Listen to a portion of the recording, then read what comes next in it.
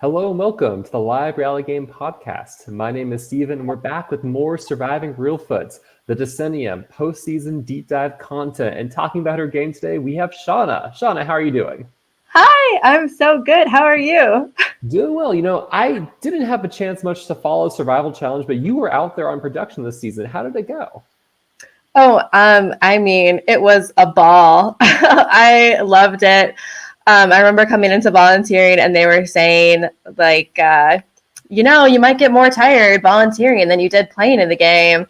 And I thought that was like asinine, like how insulting to the players. But I mean, we really were going hard from like being up at 6 a.m. to working on stuff sometimes as late as 1 a.m. or just working on having fun until 1 or 2 in the morning too. So no, it was a great time.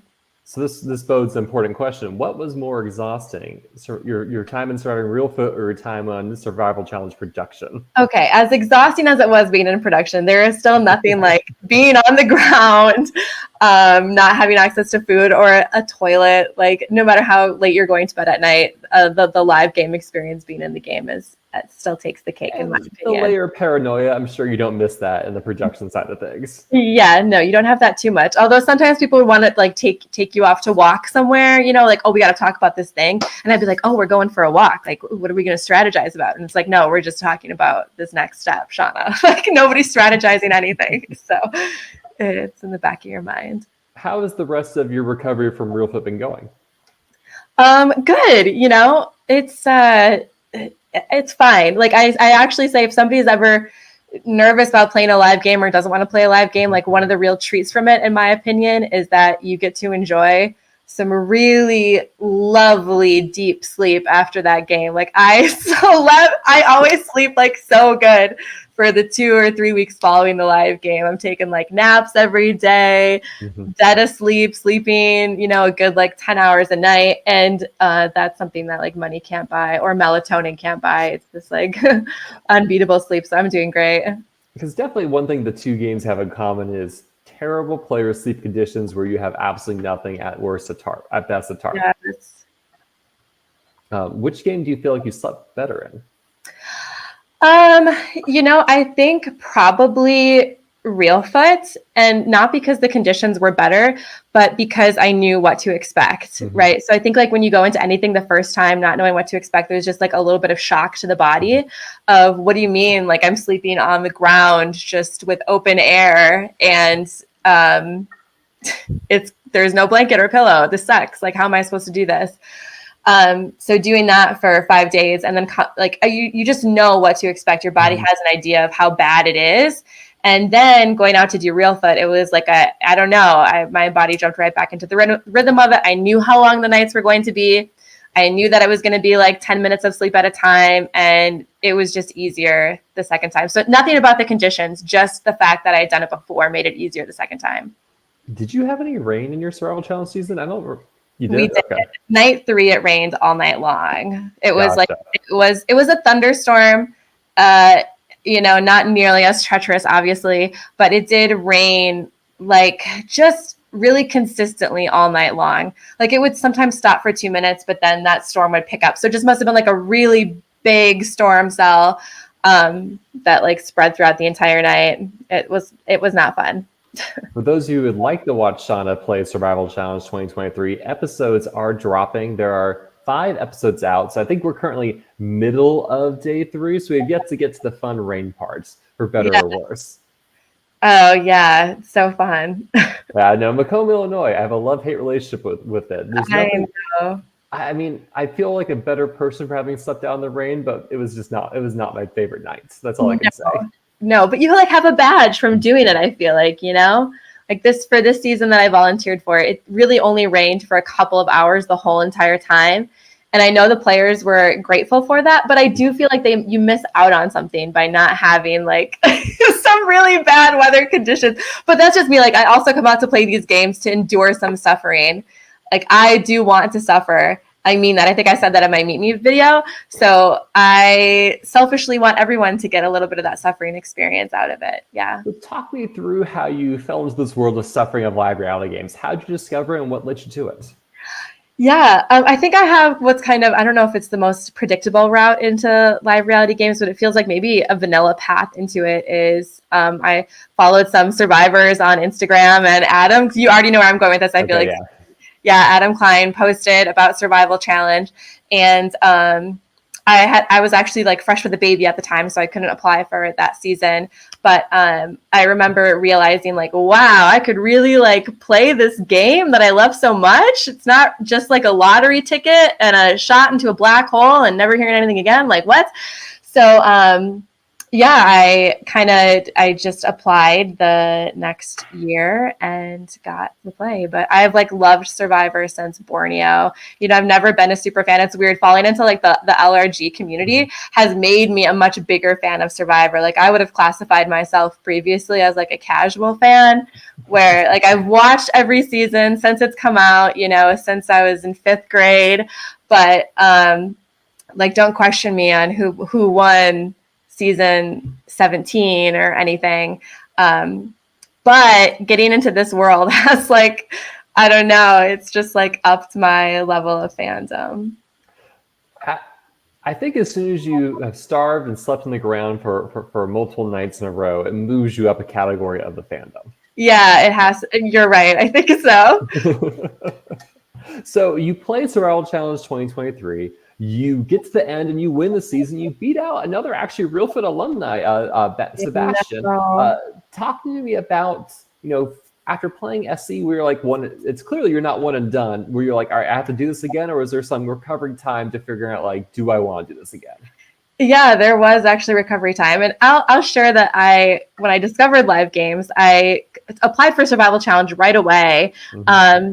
And then I just knew I really wanted to play something that summer. And I discovered that Survival Challenge was like the big one. So I was like, I don't want to just put all my eggs into the Survival Challenge basket. So I actually did apply and get cast into a second game that summer. But the day after Survival Challenge ended, I was like, I don't have it in me. I have to drop. I can't go play another game this summer. So I unfortunately had to drop out. But that's how bad I like wanted to play these games. Was I like applied for multiple. But after Survival Challenge had ended, you know, Bash had told me like, oh, you got to play Reelfoot. It's really great. Knowing it was 8 days and having like literally still been in my dirty clothes from Survival Challenge, that sounded impossible. But I think it's funny. I applied on the very last day that you could. Wow. Then and then I paid my deposit on the very last day that you could, and then I paid my whole balance on the very last day that you could. Like I was kind of second guessing the experience the entire time, not because I didn't want to play. Like I really wanted to play. I love the games, but it's just like a very physically draining experience. And in my head, I knew how hard one night of rain was. So it's hard not to like in my head question like, God, Shawna, what if it rains the entire time? Like, I don't want to do that. So I just gave myself permission and space to be talking myself out of it the whole entire time. But I love it. So you don't talk yourself out of it. You're going to end up playing in this season. So talk to me about what you're doing to prepare ahead of time for the game. So much. I am such a little like preparer. I do everything to prepare. You know, this past year, I was also going through like a yoga teacher training. So I was already prior to Survival Challenge practicing yoga a lot, like maybe 2 to 3 times a week, but that really like leveled up a lot over the past year. And so physically like practicing a lot of yoga in a heated studio, like the classes are 96 degrees and sometimes 90 minutes long.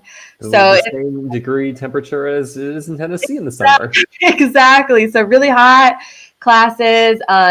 So physically staying very active, and then like just a lot of preparation into what I was going to bring for the game. So I was very intentional about every single item that I packed down to my jacket, and like the shoes and the socks, like having wool socks and really quick drying clothing. So I was very intentional about all of that. And then what was really nice, I'm such a hippie, and this is going to sound like such a hippie, but the yoga teacher training, a lot of it is really like learning more about yourself, like it's a journey inward. So it was a lot of like meditating about like what I wanted to get out of this experience and what I wanted to be. And even though I won Survival Challenge, I would encourage anyone to go and play these live games. And I would argue even to this day that it's really not about the placement. It's not about how you, I know you're laughing at me, but it's not about winning. Trust me. It's really not. Like, I really don't believe that it is. And I do sincerely believe that. So I was just thinking about like, what am I going to get out of it that's going to be different if I'm the first boot? Like what am I prepared to feel? I'm strong enough to feel that. Like, no, not asking if I am, but knowing that I am, and just thinking about like what I wanted to get out of the experience a second time. And being like, I don't just like want to walk the walk and say it's not about winning, like, or I don't just want to talk the talk. I want to walk the walk. And I know it's unlikely to win 2 times in a row. That's not why I was doing it. Yeah. So why were you doing it? Oh, because I love the game. It's just like, I think I also said it in my Meet Me video, it's like so 4D, like in so many other games. I've not played an org, but I have to imagine this a little bit. You're not in the elements, right? Like there's just so many unpredictable, like features about it. And, it's 24/7 for as many hours as you can be out there. So I mean, I would play it every year as long as my body would hold up if I was able. And piggybacking off your earlier comment of like, it's not about winning. I think that's an important mentality to have. Is like, there's going to be a lot of losers. You may lose first, you may lose last, but there's only going to be one winner. And I think, and especially I think people playing their first time might have this happen, but I think people derive too much maybe identity or satisfaction or meaning out of the placement in a game, which can lead to a worse experience as a result. And so I think that's a really kind of good outlook, saying, hey, I don't know where we're going to land, but I'm going to be happy no matter what. I might be happier down the road, but I will be happy no matter what. Yeah, there's kind of a phrase that I copped from yoga, which is like, I'm taking the game seriously, but I'm not taking myself seriously in the game. And that's, I think, how I can have like the best experience. Like, I do take the game very seriously, but I'm not going to derive my entire identity or who I am or how I am as a player from what the result is of that one particular game, whether I win or I lose. Like, I can't talk myself up into this like giant ego, like, oh my God, I'm the queen, I'm so amazing because I won one game. And I'm also not going to tell myself like I'm an unworthy or a terrible player because I'm like first boot or pre-jury or booted right back out at the merge for not playing my safety without power. You didn't walk in the game and just immediately say queen stays queen your confessional? Yeah, no, I did not. I didn't do that. But no hate to anybody that does. Like, I love that personality too. Let's go. So we've talked about kind of the physical and mental preparation. Talk to me about strategic preparation. Was there anything you're looking to prepare the do or come in the game doing?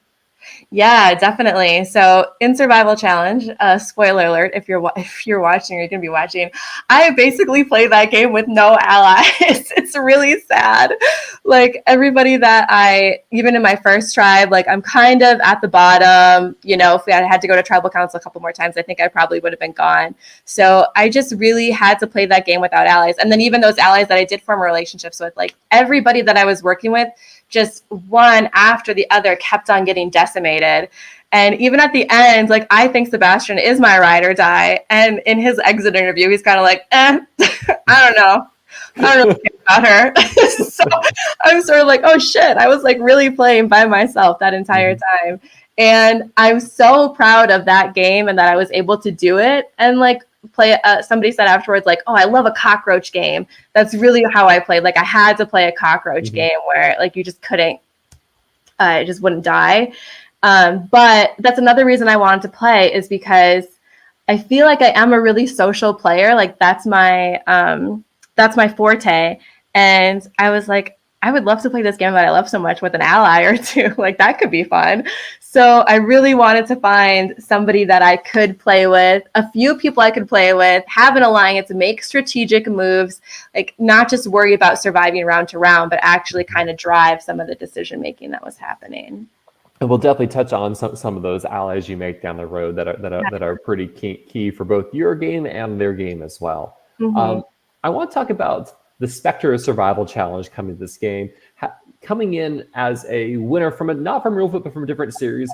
Are you concerned about that? Are you planning to play it down, play it up, not mention it? Like, talk to me how you're planning to deal with that. Yeah, I was planning on just being honest right from the jump. And like everything that I'm telling you here is what I would have told people in the game too. Was just being honest. Like, yes, I won a game. I'm really proud of that I won, but I just really love this game and I want to play more. I probably, if anybody's watching that I played with, they might have heard these exact conversations. So I feel like I am a very honest player. This, to me, like that perspective has nothing to do with strategy in the game. But if somebody decides that, hey, they don't want to play with me because of that reason, I would rather just have them know, like right from the jump, that I did, and I'm not hiding it. And also because like the community is so small, those to me are lies that are just not worth getting caught in. And something that I'm kind of guilty of is if I catch people in those lies, it makes me not want to work with them, even if like they just have a different frame of mind or thinking. Like I will say, I felt like Jeff wasn't totally honest with me about his game history. So that to me right away was like, if you're just being dishonest about that, if I'm catching you being dishonest about something, like what else are you being dishonest about that I'm not going to be able to catch, So. Yeah. Anything else you want to talk about before we head to the game beginning? I don't think so. Let's go into the game. Oh, except I want to tell people to detox from caffeine before they play a game.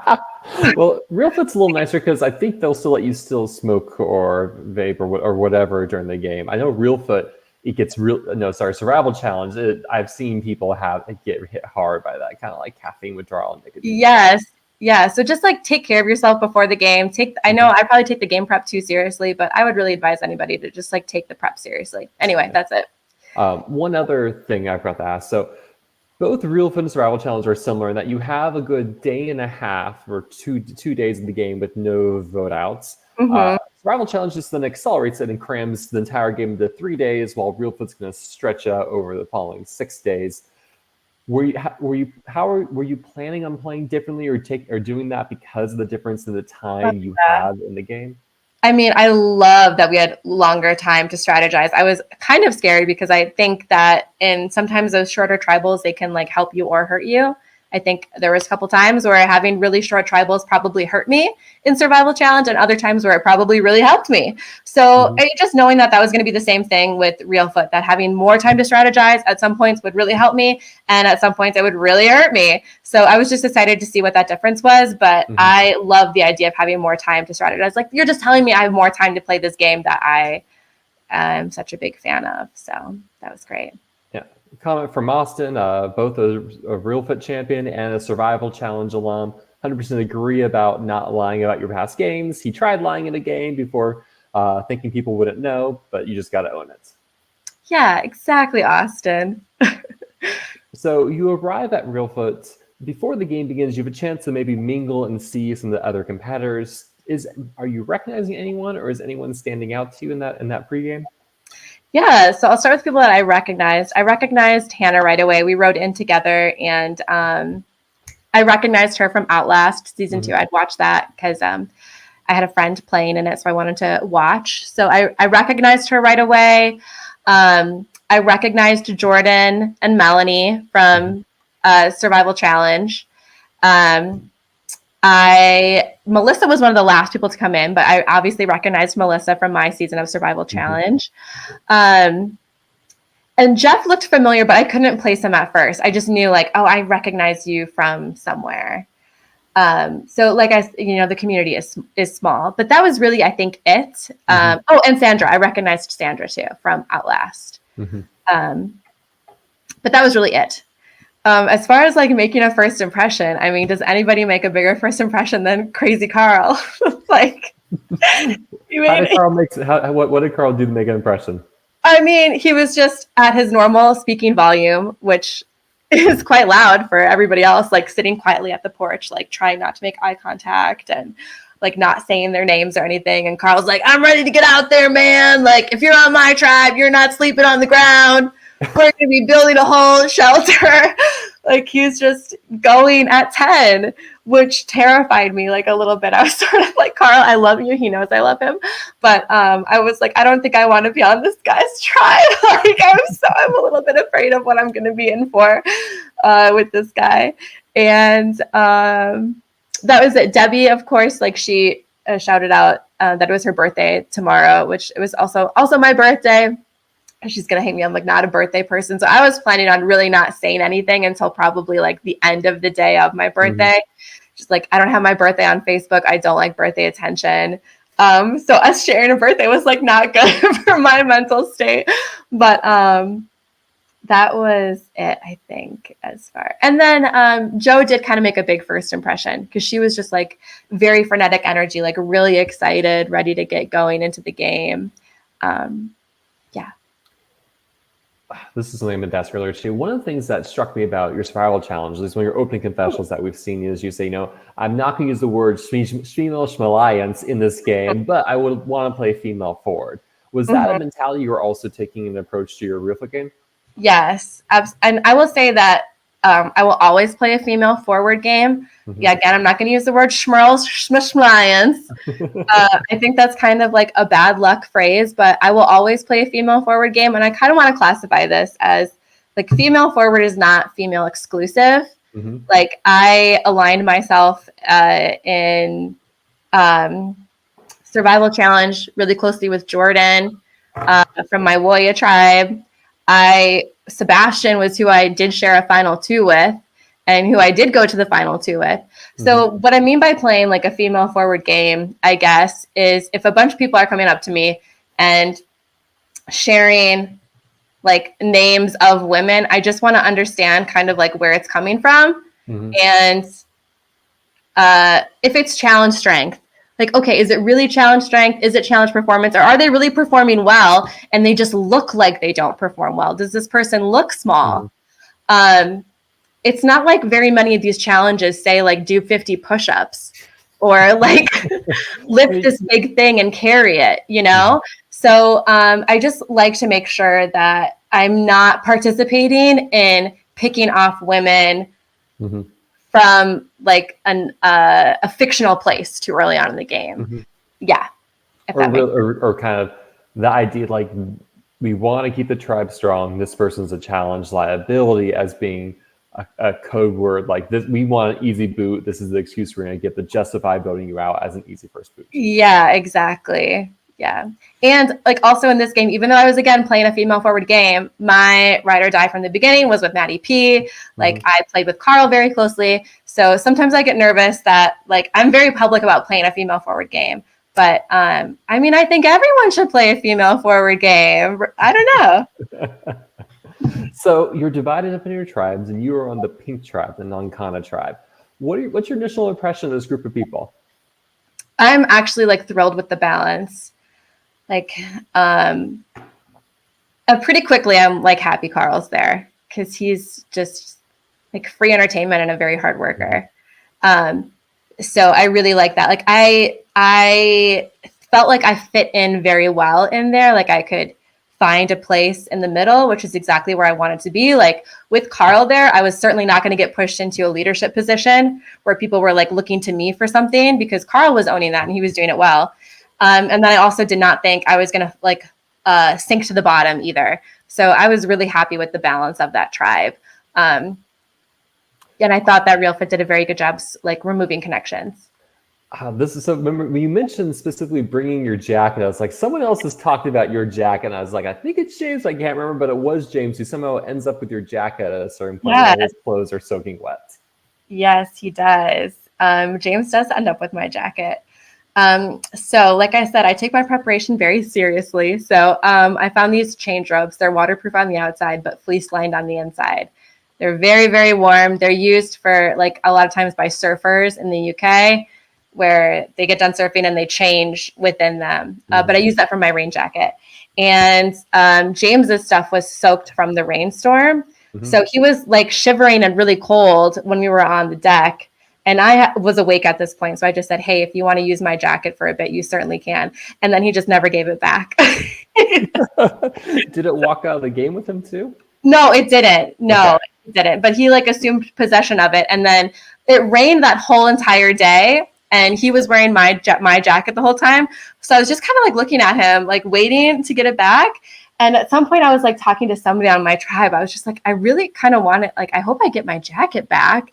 Yeah, Sandra with Jacket Gate. Like, I want it back. It's gonna be cold tonight, you know. And so everybody was like strategizing on how we were gonna get my jacket back.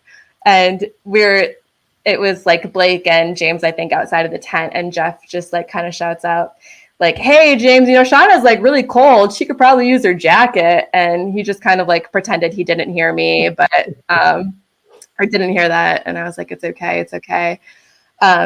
Eventually I did get it back. One of the girls stole it for me after James famously sunk the kayak. So I got it back then. Because when I played Reelfoot, I brought a waterproof jacket. It was just a very light, no liner whatsoever. And I was like, Steven. One of my regrets was not bringing a warmer waterproof jacket for the night. I just wake up and like, oh, sorry, I'm shivering. I'm awake now. Yes. I will fully recommend the brand dry robe. It was awesome. I left it in the game after I left for Sandra. So for it to be shared amongst everyone. So I want to talk about a couple of key players who I think you end up working on. You already mentioned Maddie as the person you make a ride or die alliance. How did that come to be? You know, we rode into the game together, and we really didn't talk a game or anything, but we ended up on the same tribe, and we kind of like locked eyes like right away as soon as the game started, and just made this like immediate eye contact of like, yes, let's do it. And we were literally just like walking to our camp. We hadn't even gotten to the camp yet. And he was walking right behind me, and he leaned in my ear and said, like, I'm looking for a number one, and I think that could be you. Something like that. And I just said, yes, let's do it. Let's go. Like, I was manifesting finding a ride or die coming into this game, and like somebody wanted to do it. Like, yes, I want to play that way and see what happens. So it was before we even got to camp. I think another player you connect with early is Sandra. Correct? Mm-hmm. Yeah, Sandra and Jordan. Like, I think Jordan was actually the next player that I connected with. I really had not spent any time with Jordan at all. Like, even though she had played Survival Challenge, we'd maybe had 2 minutes of conversation with each other outside of that game. But I just had heard good things about her through the community, through some mutuals. So just that she's like a great person, and turns out like she's amazing. So I connected with her very quickly, and she was also like, you are good. I've got you. Like, even if I don't check in with you, I'm just trying to keep it on the down low, but I've got you. You're good. Like, let's play. I'm a really loyal player. So like right away, I have both of these people. And then Sandra was somebody I really wanted to play with. I just really liked her game from Outlast. I knew that she won Angelica. So I liked the idea of being able to pair with another winner, just because that takes some of the attention off of me, even though I'm playing an honest game. Like, you know, the more winners you have to take out, the better. So being able to closely align with somebody like that, I thought that would be good for my game. So I wanted to play with her. And I feel like I kind of pitched myself to her, like, I would like to play with you. And I think by the time I did that, she might have already been working with a couple of people, like the James Blake thing, I don't know, a little bit earlier, or maybe I was just like, early on in the game, I might have been like a back burner option for her. But the more and more that we played together, I think the more we realized that we are very similar players, and we got closer and closer the longer we played. I want to ask you about your mentality around advantages and idols. Are these things you're actively seeking, or you're just trying to make sure, like, I just want to know the information where these are? How vital are these to how you play? If I could find an idol, I would. It's just not where my brain is. You know, I think people's brains work differently in these games, and mine is not equipped for finding idols. Maybe I need to work on that or something. But I don't really put a lot of energy into finding them. I kind of think like the crown is heavy, you know?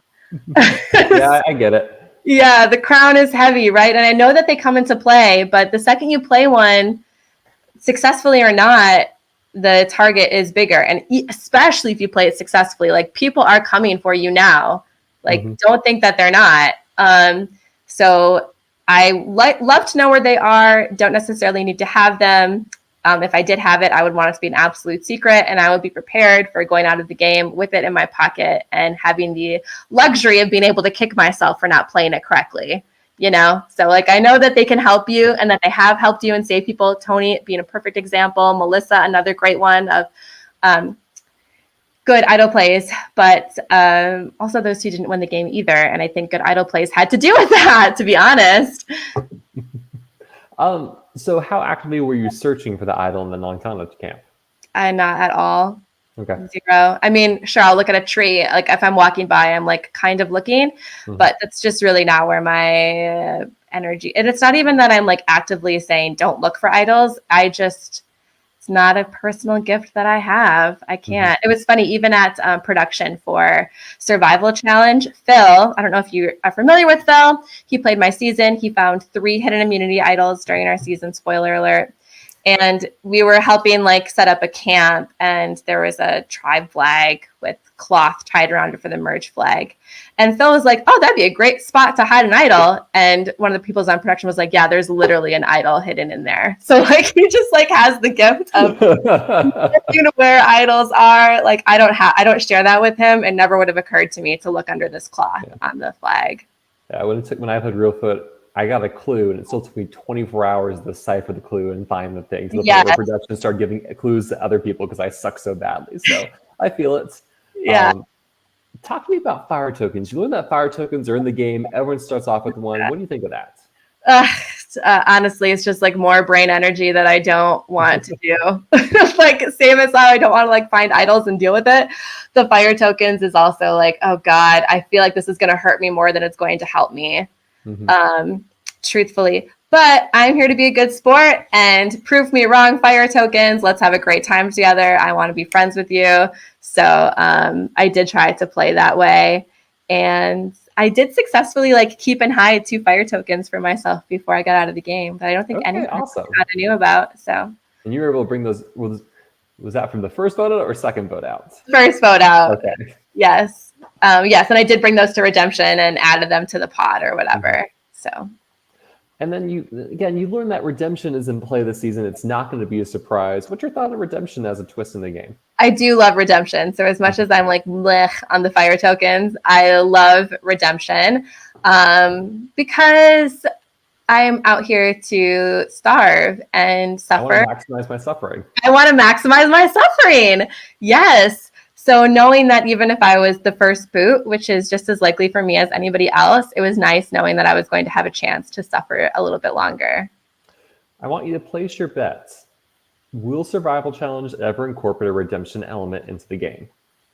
I would say never, but I don't. In the next 5 years, will they have a redemption season? Hey, if I have any ability to play into it, like I would advocate and push for that. Survival Challenge, if anybody's watching, you need somebody to manage or help set up a redemption experience, I would be happy to do that. But to be honest, like I think what they would need to do first is figure out how they can make the game longer, because they have a hard time getting rid of 24 people. Or 25 if you 25 people in 6 days. So adding a redemption element and doing that. 5 days, right? Yeah, 5.5 days. Yeah, I was like, sorry, 5 days. They would have to figure out how they're going to do that. I think they would have to sacrifice things like maybe having fewer starting tribes, or I don't know the logistics. I don't question John. I love what he does with the game. But if they're looking for somebody to help with it, I would be happy to. Yeah, can you imagine what it was like when it was a true 4-day game where they had all the vote outs in 2 days? Wild. I mean, there were some times on production where we would win a challenge. We would do the challenge, and then it felt like in 5 minutes send them to tribal council. So, yeah. Well, let's talk about your first reward challenge of the season. This is the Quest for Fire challenge, which ends up not going great for your tribe. How was this challenge for you? I mean, for me, I got to make fire, which I don't know if you know, Steven, it's one of my favorite things to do. So I was really pleased that like as soon as the roles came out right away, they were like, oh, we need Shawna on fire. Like it's going to be her. Cause I think I had made fire at the camp by that point. So I was like happy to be in that role. And then I was also really happy that I was able to get fire for them in that challenge, like pretty quickly. I think Joe got to start working on fire before I did, but I want to say I made fire just about the same time as she did, maybe a little bit behind. So, yeah. So your tribe ends up losing, and you learn that there's something called the outpost that tribes will send players to. From the Okina tribe, Melissa and Trinica go, and Blake and Carl go with them. Talk about what happens when Blake and Carl return to camp and describe the experience. Yeah, they come back with rice, which I am happy about because there's just 10 of us. And I anticipated, Stephen, that people do not like suffering as much as I do. So I had a feeling people were going to want to start making rice right away, and rice for 10 people, not voting anybody out for the first go day. far. It does not go far. Yeah. And people wanting to make rice that very first night. So, I knew like every grain was going to be precious. So I was actually happy that we had rice back. I did not necessarily believe that that was the only thing that happened. I felt like there was more to this story. And there was, you know, like they made this little deal and they had gotten a token from Melissa to buy the rice, which is details that they left out. And I thought maybe they had gotten like a clue or something else. I just didn't believe that that was it. You know, the story that they shared, like there has to be more, was my thought. As we round out day 5, did anything else of note happen, or any other people you're starting to feel like you're connecting with? You know, actually Carl and I connected, because the thing about, it was funny. I was having sort of a similar connection to Carl as I ended up having with Sebastian in Survival Challenge, which is like in Survival Challenge, I think Bash really ended up respecting me because he must have found out at some point that like I had made fire at our camp, or that I like was able to forage food. And I feel like my skills in the outdoors and me wanting to be outdoors kind of like earned his respect a little bit. And I felt a very similar thing happening with Carl. Like I just felt like Carl really respected that I got the fire going and that I was working very hard outdoors. Like those are traits I believe that boded well for me, like building a personal relationship with Carl without me having to say anything. You know, I didn't have to go up to him and ask him like, tell me about your life, or what are you doing? Like he's chopping wood, I'm getting wood. You know, he's doing stuff, I'm doing stuff. And we both see each other working hard. And that kind of led into like a genuine working relationship and like a friendship in the game. Did you pitch to anyone you're an expert forager? No, I didn't. And I'm not an expert forager. Like I am very basic, but I did start like finding stuff that we could eat. Like because also I'm just sort of like a fairy hippie at this point now. Like I just like foraging and stuff. So it's like, yes, we can eat these flowers, this stuff that's called wood sorrel. It's delicious. It tastes like green apple. You know, here are these berries that we can eat. So, you know, it's not very much, and it's certainly not calorie rich food, but, I was happy to do it because I wanted to do it. As we kind of round out day 1, are you starting to hear anyone's names, or are you kind of looking at people as like, I think this person might be a problem for my game down the road?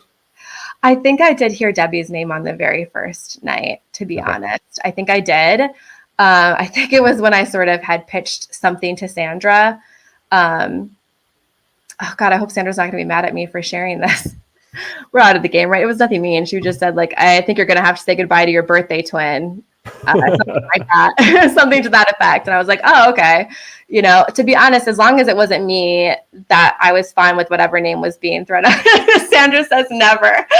Oh, never be mad at me, I hope. Yeah. But not that never she pitched it. But so it was something like that. And again, that was okay with me because it wasn't me early on in that phase. And it also wasn't anybody I was closely aligned with. Like if she had said Jordan or even Carl or Maddie, I would have been like a little bit more like hesitant and like, oh crap, I got to start making a plan. But that wasn't the case. So I was okay with that. So talk me through the most fun night of the season, night 1 and the rainstorm. Well, you know, it was just a party all night long. We had so much fun.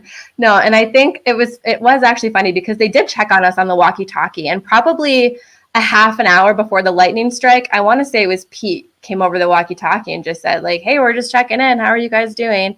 And I think James had said something like, oh, we're just, you know, throwing back margaritas and having a really good old time out here. Like, it's great. And then, a half an hour later, the infamous lightning strike. And I really want to say in a couple of years ago, had I not had a child, I would have been fine risking my life out there and staying all night long. But I was like, my son cannot grow up without a mother because she was playing a live reality game. Like, I have to get out of here. So I wanted to get out of there. And I kind of forced Sandra to leave too. She was, just so that the world and the universe and the internet knows, she was like hell bent on staying there. She wanted to stay there. She had no fear about staying there. And I was kind of like begging her in between tears and words, like, please, you have to come with us. So, and it was not an easy night, as you've heard on the porch. Like, what's really nice about being in the woods is that you're surrounded by trees, protecting you from a lot of the rainfall. You know, we really weren't wet there. And from the wind, and on that deck, it's also a barren field. So we were totally exposed to all of the wind, all of the cold. It's not like things got good by going to the porch. They just got safer, which was important for me. Yeah, so your entire tribe evacuates. A good chunk of the Okina tribe evacuates. James has your jacket. Yes. And this leads us to day 2. And so day 2, you have this opening reward challenge with the vertical table maze. Race out, find the balls in the chest, and then get the ball up the maze. How was this for you? Really fun. I mean, that's sort of another like quintessential Survivor challenge that I hadn't gotten to play before. So I've always wanted to like pull the ropes. You know, you see it on TV, you're like, what is it like? What is it like, Mario, to jump up on the platform and run across it? So I got to do that. So that was really fun. I think that's one of the fire tokens that I found and pocketed. And I was really worried that I had gotten caught, but I did find a fire token, pocketed it in that challenge. I felt like I did pretty good on the rope too. I never got one in, but I got close a couple of times. And we lost. We lost the second time. And I remember in Survival Challenge when I was on the Woya tribe, we were not doing so hot in our first few challenges. We had gotten like last place a few in a row. And one of the gals on my tribe, shout out Nina, after we had lost, like the first words out of her mouth were, that was fun. And it was just so important for me to hear that during that experience. Like, yes, that was fun. Even though we got like our asses handed to us, I had a really good time. And that's what I need to remember, is that I'm coming out here for fun. Like, I'm coming out here for the fun of suffering too, don't forget. But like, I'm coming out here for fun. So I wanted to remind everybody else too. Like, we just got to play a challenge that we see on TV. That's really cool. Even if we lost, we had a really, like, it was cool to be able to do it. So we have the second outpost visit. Charlie and Tony from the Kina tribe, James and Sandra from your tribe. There is some fallout when they return back to camp. Yes. Yeah. Carl finds the idol in like 4 seconds. It's great. I was actually I was a tiny bit nervous that Carl found the idol because, as I have described him, he's sort of a puppy, you know, to me. Like, interesting. Yeah, because, you know, a puppy, you know, you invite them into your home, and what are they going to do? They're going to like pee all over stuff, and they're going to like eat your shoes and ruin your shit. And like, you can't be mad. That's just like what puppies do. And that's sort of Carl. Like, he's kind of lovable, but he's probably going to like, I'm aware that he could really ruin my game, basically. So, but I think I'm okay with it because we've already at this point started getting like a little bit closer. So I certainly don't think he's going to use the idol to take me out. And, you know, of course he says he's going to like use it for the good of the tribe. But 2 hours later, we're like sitting alone, and he was like, I know I said that I was going to use it for the good of the tribe, but Shawna, you know, that's really my idol, you know? I was like, I know, Carl, I know. So, I mean, I really, honestly, he's not like the worst case scenario person for me to find it. So I'm totally okay with that. Who is worst case and who is best case besides yourself? I don't even think I would have been best case scenario. The crown is heavy. A public idol, no, thank you. The worst case scenario probably would have been, I don't know, maybe Debbie. Because she would have played it right away, and that just would have made things really messy. Like, I think there would have been a much bigger split in the numbers for how people were voting.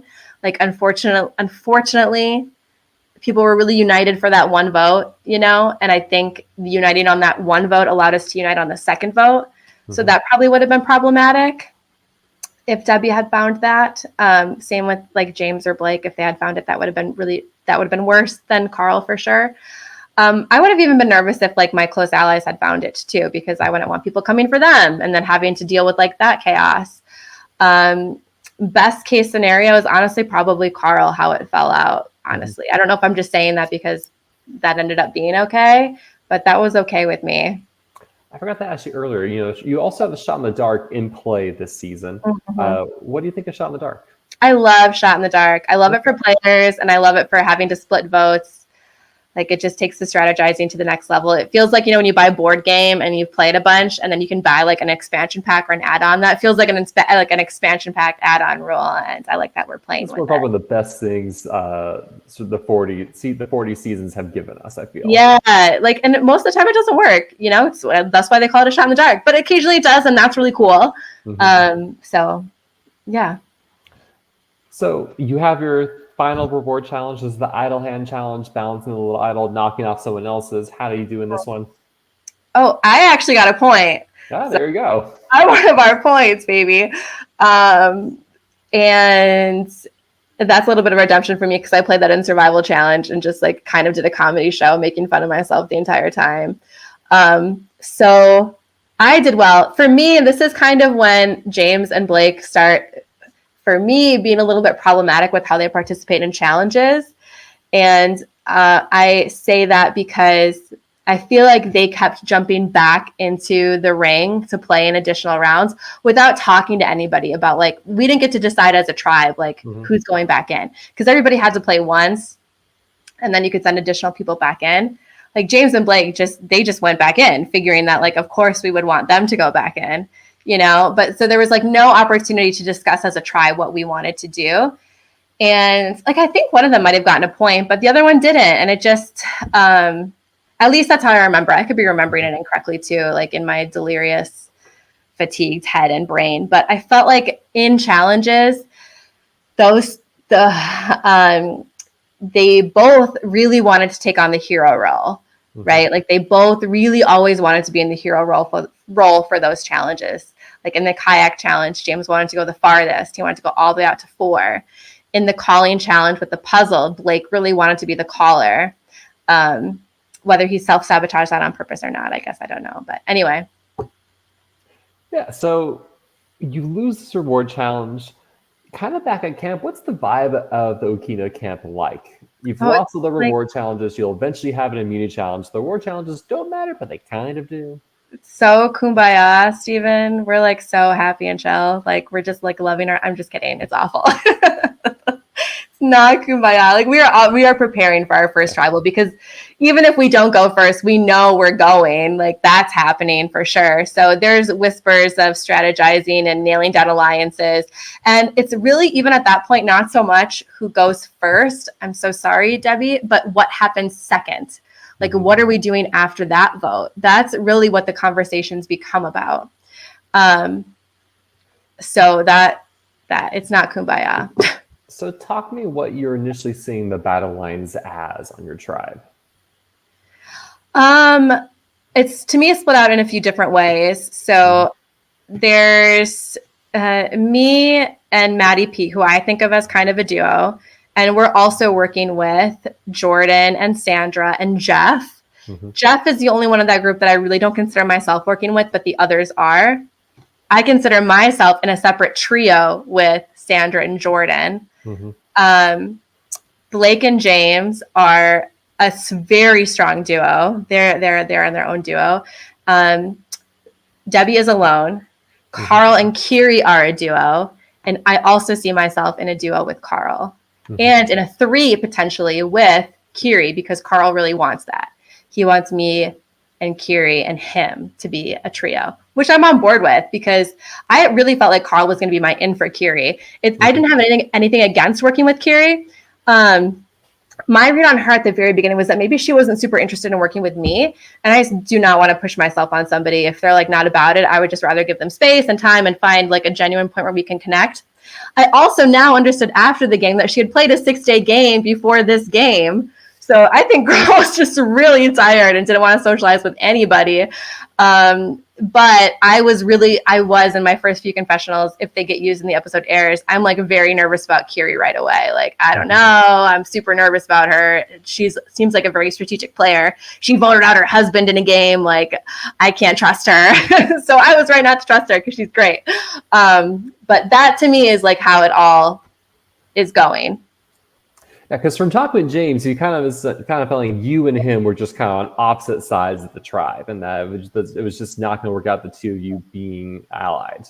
Yeah, but what's interesting is like I watched this podcast. I know he talks about that a lot, but even the vote where I got 2 votes, like up until 20 minutes before that, him and Blake, to my knowledge, were planning on voting out Kiri. Mm-hmm. So I want to say that those two were also anti me, anti Kiri, anti Maddie P. That also kind of brought Kiri and me together. Is like, why are these guys going for us? Like, what did we do? Why are we the assumed target? It's annoying. So yeah, and like this is just my read on it. I felt like James and Blake had both, quite honestly, like kind of checked out of the game. I'm really sorry. I don't mean that in like a personal way, but they just they certainly never talked to me. I was open to talking to them, but they never approached me for a conversation. To me, it was always just the two of them. And they were a very solid voting block. And like, that was it. Like on the day that James got voted out, I'm sort of skipping ahead, he didn't even really wake up until we were leaving. So that's what I mean by like being a little bit checked out. Mm-hmm. So you could say we're on opposite sides because I caught 2 votes and he caught the other votes. Mm-hmm. But it to me was those two versus everyone is my read on it. So you go into your first immunity challenge. This is the kayaking challenge that ends with the puzzle. This ends up with a kayak being overturned early on your challenge. Where are you in this challenge and how does it go for you? Oh my God, this is so funny. Well, I want to say before this challenge started, I had said like I've gone kayaking before. Like I've gone kayaking in the ocean. My uncle's a really big kayaker. He's taken me a few times. I have probably, 10 times experience getting in the water with a canoe or a kayak. So I was like, send me out, put me out there. I think I can do it. And they really didn't. I felt like there was just apprehension of having me go out to the far one, but that's fine. So James wanted to go out first, the hero role, get out there, send me out to the far one right away. And it tips over. And at that point, I honestly could not believe that the other tribe was not laughing at us. Like I was laughing at us, and they were all just like stone face solid, looking like straight ahead. So I give them a lot of props for being able to keep a straight face because I could not. I was just laughing at us. At that point, I can't even be mad. It's just like a comedy of errors happening. Like we for our first reward challenge, we were very close. We were so close to winning it, seconds behind. And then it was like as each challenge went, our closeness, it just got like farther and farther and farther. And now we're in the first immunity challenge and we've literally sunk a boat in the first 10 seconds of the challenge opening. Like, what am I supposed to do except laugh at that point? So, sometimes it happens.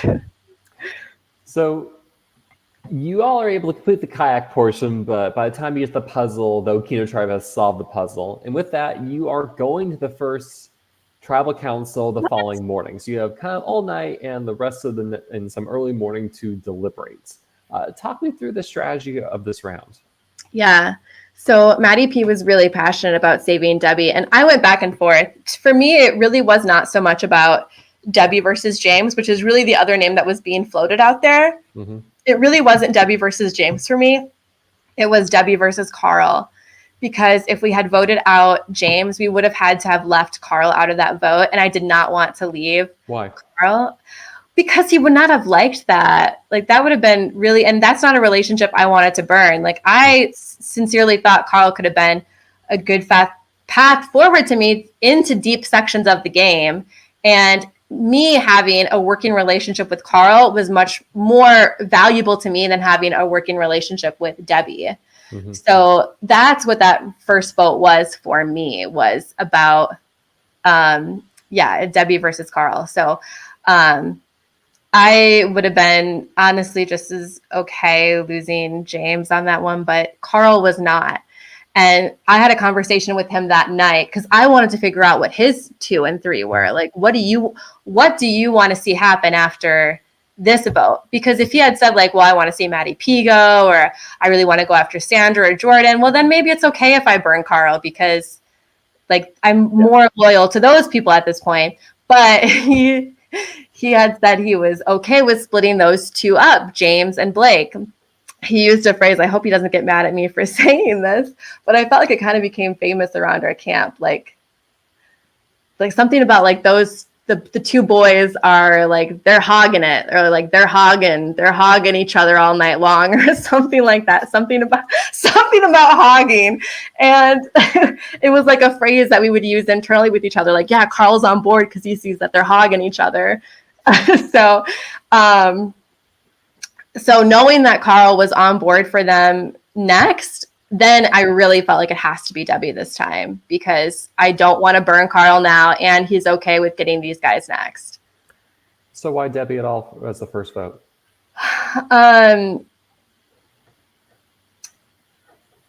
It sucks. That's why. I mean, I don't have like a really good answer. It's unfortunate. It sucks. Yeah,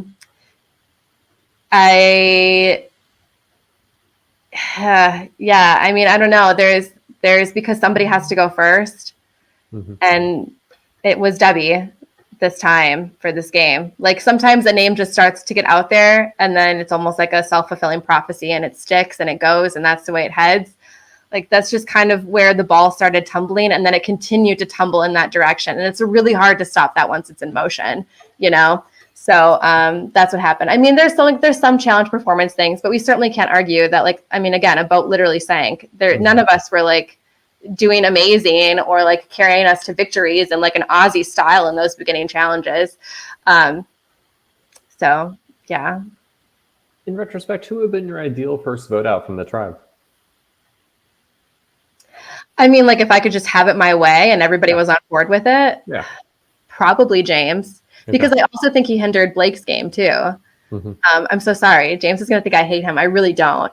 But I think he probably I think Blake had like tunnel vision and just followed James's game. And Blake, I hope you don't find that offensive either. Like I think those two were so tightly aligned that it was impossible for me to get inroads with Blake. And sometimes I'd have like really good chats with Blake and be like, oh my gosh, like you're so fun. I want to work with you. But it just wasn't like possible. So I think if James had been gone, it wouldn't have made it so important to get Blake out, and he wouldn't have come for me so hard, and I wouldn't have come for him so hard. So that probably would have been my first choice, maybe. And so as most of this round, you know, Debbie is kind of an easy consensus, and a lot of it's just kind of working to say, all right, what happens next if there is a next?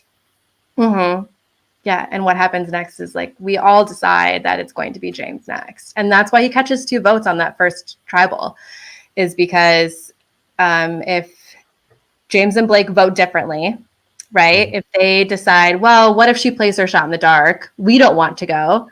So let's put 2 votes on Shawna or 2 votes on Sandra or Maddie P. We didn't want that person going. So we had to put 2 votes on James, so that if that happened, it would, worst case scenario, go to a tie, and then we would take James out. I'm curious, like, was there any temptation to go to Debbie and say, hey, you need to play your shot in the dark tonight? No, not for me, because again, like a big part of this was keeping Carl happy too. And it just was not worth the betrayal for me. Like I didn't have any kind of alliance agreement with Debbie. I don't have any, like, for me, Debbie is on a path deeper into the game. So even though, like I said, probably James first, if he could go, that's really because James is just more dangerous to me, but Debbie doesn't necessarily bring me deeper into the game. Now, in retrospect, is there a way you could have pushed for someone else to cast the vote for James, or you were like, I'm fine casting the vote for James, I'll just lie it off? It didn't really bother me, whether I got caught doing it or not. I don't really care. I felt good about the numbers that I had, and I kind of wanted to show like a willingness to work. And I also felt like it was maybe good to get my target size a little bit bigger early on. Like in that way, not because I did anything monumental or strategic. Somebody has to write his name down. We all agreed 2 people had to. So I'll be the one to do that, and then catch some unnecessary heat, and people might feel like a want, hopefully, to protect me. which will like bring the alliance together. So I was okay with that.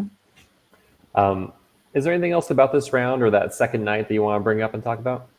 The second night. I don't think so, except this is just will tell you how funny time travel is in the game. Is I remember it might have been Blake the second night who was saying as we were getting ready to like, as things were getting dark, like he was just like, I really want to make sure that tonight we sleep this way because the last few nights it's been like this. And it was just like, it's only been one other night, Blake, we have, but that's like how weird time is out there, you know? And at first I was like, oh yeah, the last few nights it has been like that, but it just really had been one night. So just time is so weird out there. But the second night. You're on Reelfoot time. You're on Reelfoot time. And the second night, you know, like again, I feel like I got closer to Carl again because we were up a lot, working on the fire, sleeping for 10 minutes at a time, chopping wood. So yeah, it was good. So next morning you have your tribal council. It is a 7-2-1 vote with Debbie going out. Debbie votes for Blake. You and Matthew vote for James. Talk to me about the fallout after this. I remember seeing some video footage of there's been a you and Maddie scrambles like we just need to lie to him. Don't tell the truth. Whatever you do, just don't tell the truth. Can't remember exactly the phrase you're using there. Deny, I think is what I say. Deny. There we go. And it's not even because like I'm don't want to own up to the vote. It's just that James is kind of unpredictable around camp, as is Blake, like a little bit, as you've heard him talk about like the rice and burning our stuff down. Like, I don't know what he's going to do if he finds out I tried to vote out his number one ally. So I was just trying to honestly keep like the personal fireworks at bay. I didn't want like a big public showcase of why the F did you do this and how the F could you, like, I didn't need all of that happening at camp. So I just wanted to deny it for peacekeeping purposes. Same for Matty P. Like, I didn't want him to like fall into that, but I think he had a good route of just being like, yeah, it was me. And then it really wasn't that bad. So yeah, I'm sorry. What was your question? No, you answered it. Okay. Now, the unthinkable happens. Your tribe now wins the next two immunity challenges. And can I tell you something? So I have to tell you something. At that second challenge, we're split up into pairs. And Maddie really wanted to be in a pair with me because he was like, I want to talk strategy with you. We haven't gotten a chance to talk while we've been at camp. So it's the two of us for the like holding up the sticks with the ball thing or whatever. And he pitches to me that we should throw the challenge.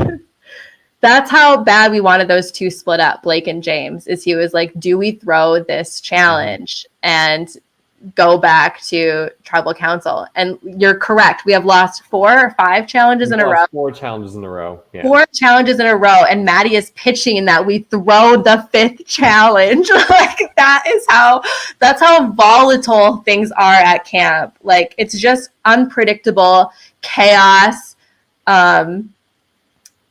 And we just really, I think we're worried about swapping with that pair still together and getting stuck on the tribe. Yeah, Jordan says, what? Yes, Maddie literally pitched that we throw that challenge. And I was thinking about it, to be honest.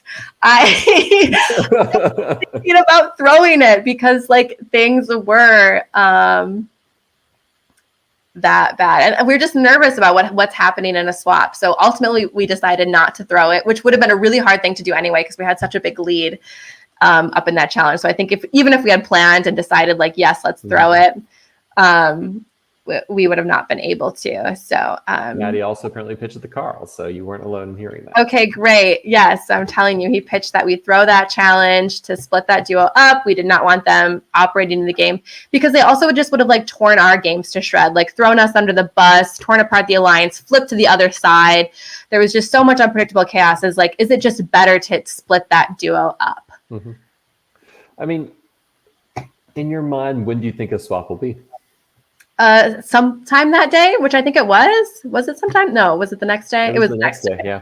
Yeah. So I was sometime in the next 24 hours, I guess. I mean, historically, there has been always swaps at the end of day 3. This season was weird that you had the swap in day 4 instead. Yeah. So, at some point in that day, but again, we had to prove that we could like win one before we start throwing them, because sure, we have a little bit of a cushion there with 2 people that we could get out, but then we're like starting to really pick off our own numbers. And then it's like, oh my God, we could really just all get picked off one by one up and through the merge and to the end. And yeah. So you also win the Steal the Bacon challenge. Who'd you go up against in this? I went up against Melissa first, and I know she's like a really big runner, so I was sure she was going to kick my butt. And I have to say, I am a theater girl. I'm a yoga girl. I am like a personal space person. This is your favorite challenge then? This ended up kind of being one of my favorite challenges because like going into the rules, I was sort of like, what does this tackling mean? What is allowed? What is not? How do you tackle somebody? Mm-hmm. How am I supposed to know when I'm going to hit somebody or run? So I like very much surprised myself with this challenge. And I also cannot believe how much functional strength I had from yoga. Like I was really strong out there, Steve. I don't know if you've seen it, but I like hold my own. So, I went up against Melissa first, had a point that I just was able to carry back to the mat, and then up against Hannah second, and slowly dragged myself with her on me back to the mat to score that point, and then held my own against Trinica for the 3rd round. I really did not want to go in the 3rd time because I had already felt like I'd had too much attention on me for success in that challenge, scoring 2 points. But there was really like nobody else that was going to be doing it. So Sandra was like, Shawna, you have to go back in. It's okay. Go and do it. But I felt my target size grow after that challenge. Maybe that was just in my head, but I felt like, oh, wow, I really delivered on that. Like I physically provided something, which in survival challenge, I really didn't. Like I didn't win any immunity challenges in that game, even though I played all the challenges. Mm-hmm. I was not a challenge beast. And in this game, I'm willing to own that I really feel like I was. Like I performed in challenges well in this game. Sandra's saying, thank you, I would have broken a hip. No problem. Anything for Queen Sandra. So during these rounds, Jeff from your tribe goes to the outpost with Hannah, and Jordan goes to the outpost with Melanie. Anything of note come out of those 2 outpost visits? No, I mean, I kind of thought maybe Jeff had something. This is another time that my trust with Jeff kind of went down, though, because he had said, like, right away he got to pick somebody. And it was like, Jeff, pick somebody. And, like, before he could even finish the thought, he was like, girl in the blue hair. And I just knew that he knew her from Outlast. And so the fact that he pulled her so quickly and the fact that he called her girl in the blue hair just was, like, another, like, display of dishonesty. That he didn't like come back and tell me like, oh, this is why I picked her and this is what happened and this is what he talked about. He was clearly picked her with intention, clearly disguised that he didn't know her name, and then did not share any details when he got back. So I was just always like, there's something else going on with Jeff. And he did get that mutiny advantage at that outpost visit. So yeah, I think I was rightfully sketched is what I'm saying. Mm-hmm. So it's evening. Joe and Danny have been voted out of the Green Tribe, and you have another immunity challenge, but it's for individual immunity, not for tribe immunity, because both tribes are going to the tribal council. How do you feel about gross food eating challenges? I just watched the survival challenge episode where you were like durian fruitcake. I'm sure that was a delicacy. I know, but I'm really upset about this edit, Steven. I have to say, I'm very upset because Allison and I were faking that we were grossed out, and we like winked at the camera. We were like, and we laughed, showing that we weren't really grossed out at all, but we were trying to like look like we were really grossed out so that the other tribe didn't know how good we were doing and how strong we were and how okay it was. So we were faking that it was gross, but it was fine. But I did. I got all 3 points for us for that game and survival challenge. And I feel okay about gross food, like mind over matter. But my tribe was so fast. I just literally could not eat the food any faster. I could not get it down my throat any faster than I was doing it. Full transparency, I also don't know how I would have done with the earthworms. There's no way I would have beaten Crazy Carl in that challenge. Like, he would have had me any day of the week on that. Like, I could not have competed with that speed. That was wild. That was wild how fast he ate that stuff. And, like, kudos, all the applause and snaps to Carl on that one. So Carl wins immunity for your tribe. is what happens in this round. So you have night day 3 and morning day 4 before the next tribal council. You've talked about there's been a lot of setup to this vote. Is there still a lot of scrambling going on, or are things kind of like, no, we know what we're doing? Okay, so something with like day 3 that's a little bit I don't want to say like funny or tough for me, but it's like James has just decided to play a bit of like a Rob game in that he like really does not let anybody talk to me all day long. Like if I'm talking to people, I remember I was talking to I think Sandra and maybe Jeff one time, me talking to the two of them, and Jordan walks up to me and says, yeah, James sent me in here. I'm supposed to get information on what you guys are talking about and report back to him. And that's what that like whole day was like for me. So it's like anytime I try to talk to somebody else would come in and be like, yeah, I'm here to get information and to report it back. So that just made like that day very tough for me. Where eventually people just stopped talking to me during that day because it just, it didn't make, like, I didn't want to loop them into, I didn't want to get them into any trouble either. You know, we knew he was going to be the next vote out. So it's fine. I can like play cool and be a wounded animal for a day. But it also like kind of sucked to have my experience be something where people couldn't like talk to me, you know, like it was just like a very lonely day. And I remember, I think it was when we had won the Steal the Bacon immunity challenge. They came back to our camp and they were like, hey, we're going to do confessionals if anybody wants to. And James is like, oh yeah, I want to do a confessional. And he like does it right in front of the whole camp. And he's like, this is our immunity and there's no strategizing happening at this camp. And we're all like one big happy family. And this really represents like how hard we work together, blah, blah, blah. And like they set it down and it's just like kind of 20 seconds of silence. And I'm like, I'd like to go do a confessional. And so then like I'm walking down the actual path with, I forget who was doing it with me, but whoever from production was like, well, I have some prompting questions I can ask, but I think I know what you want to talk about. So like that third day was just really tough for me. And the reason I bring this up is because when we had gotten back to camp that night, the fire was really like essentially out.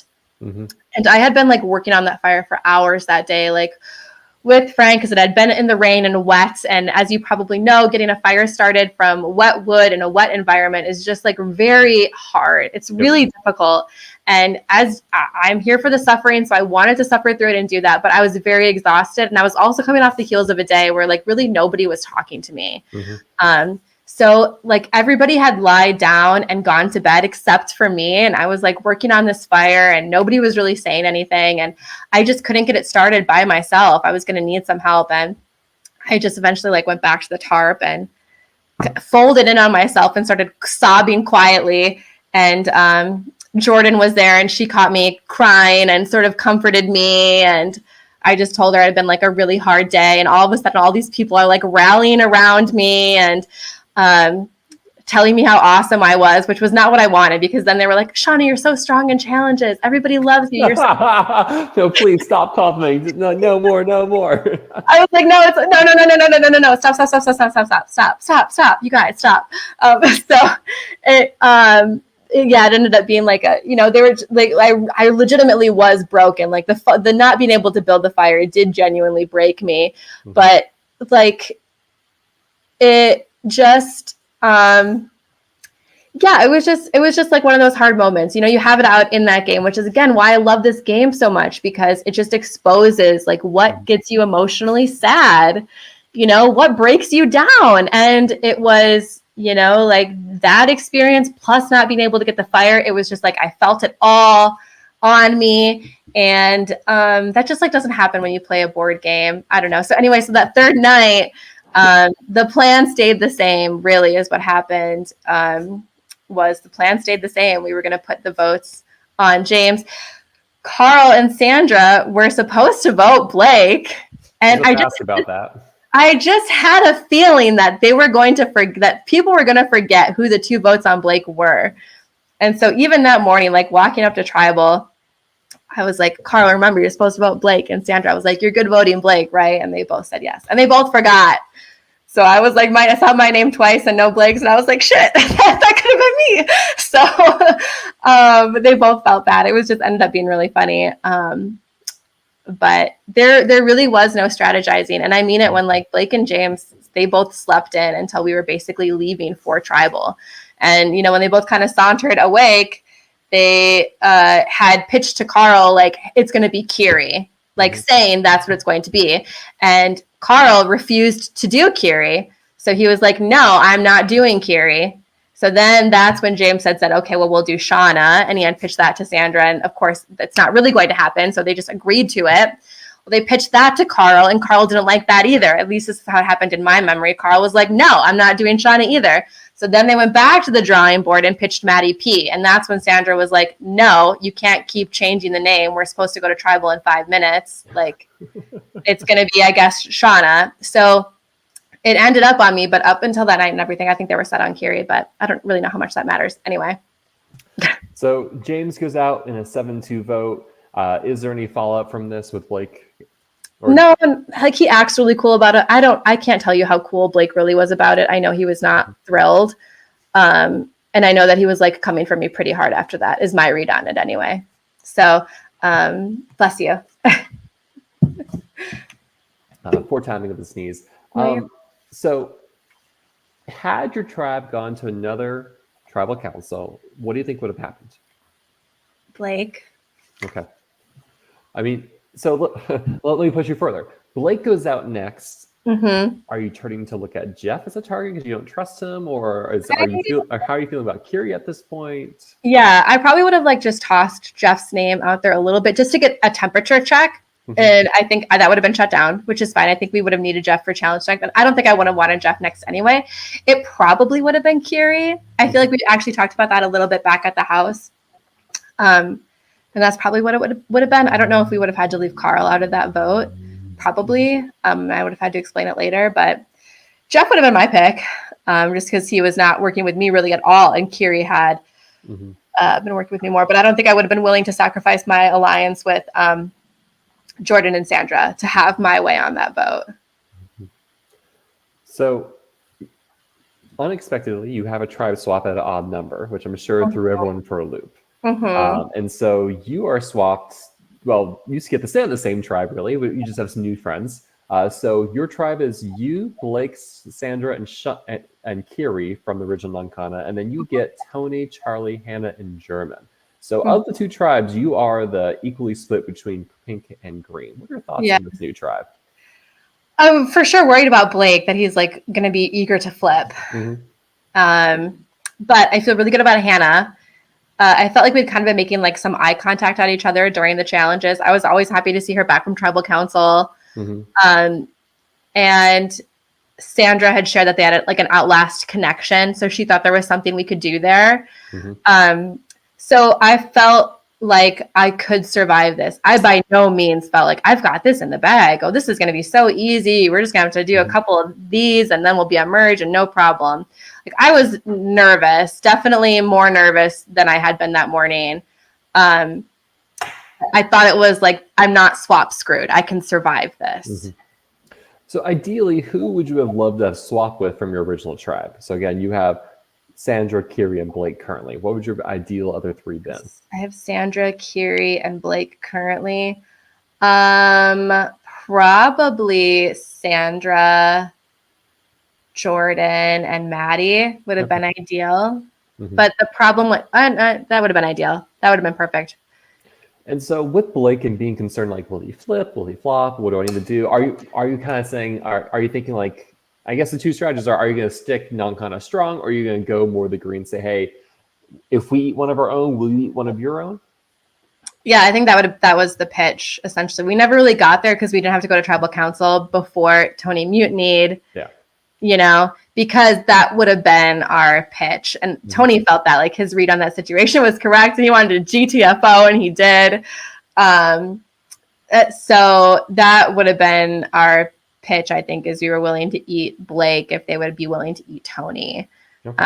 I don't know if they would have, but we would have tried that. Was it clear that Tony was on the bottom of those four of Okina players? Yes, you could like really sense that very obviously. Like, and for me, I want to say like pretty openly with everyone. And I was very nervous about sharing information with Tony because the message that had kind of been communicated up until that point was that Tony was really the leader of that tribe. Like he was really running things with Melissa on the other side.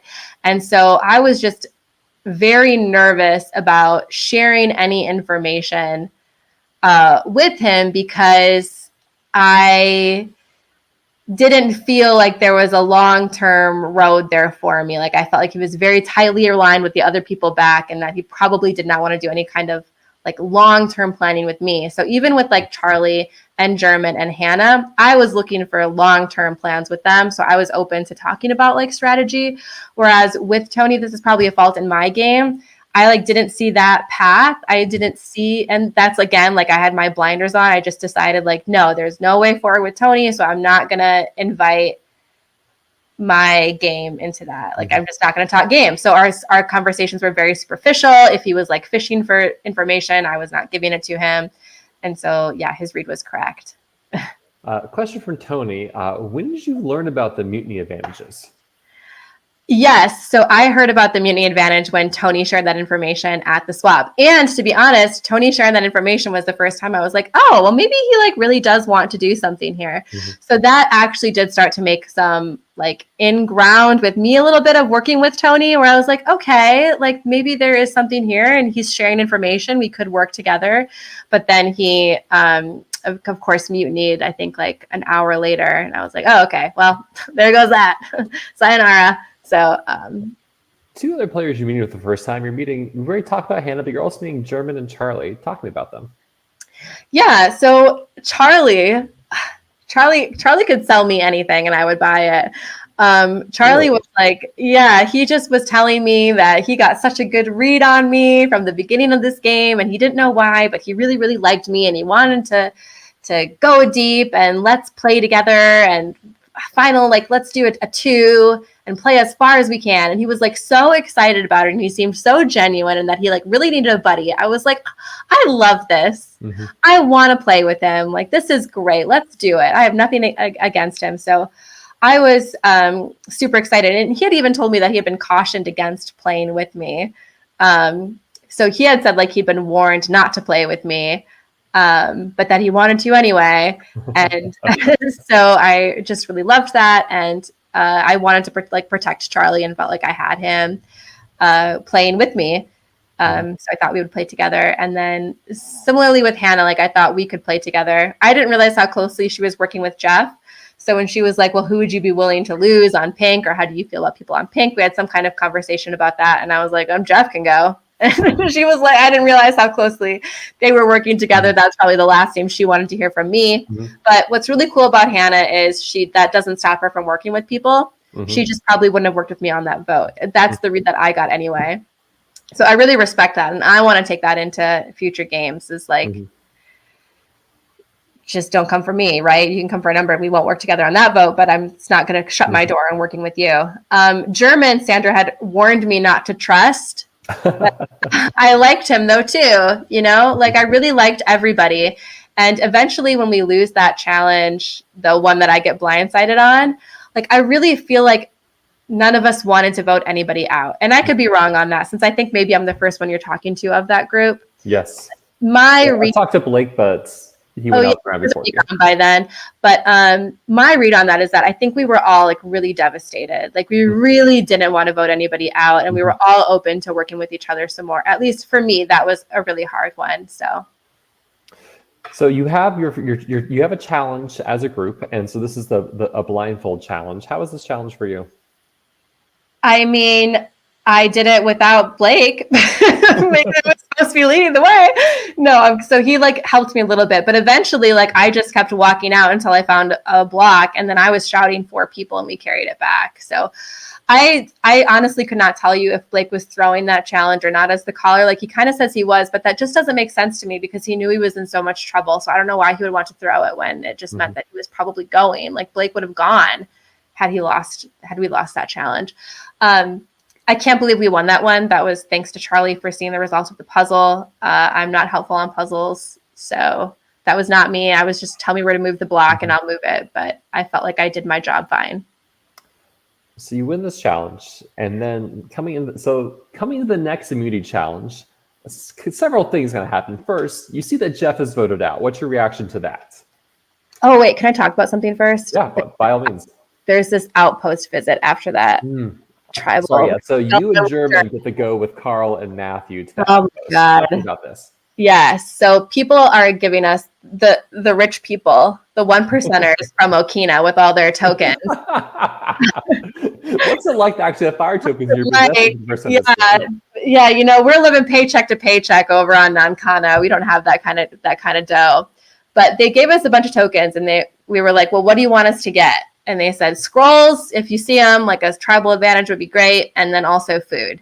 So I felt like I was going there with other people's money to spend, which I really was. I didn't have anything. I was hiding my 2 tokens that I did have.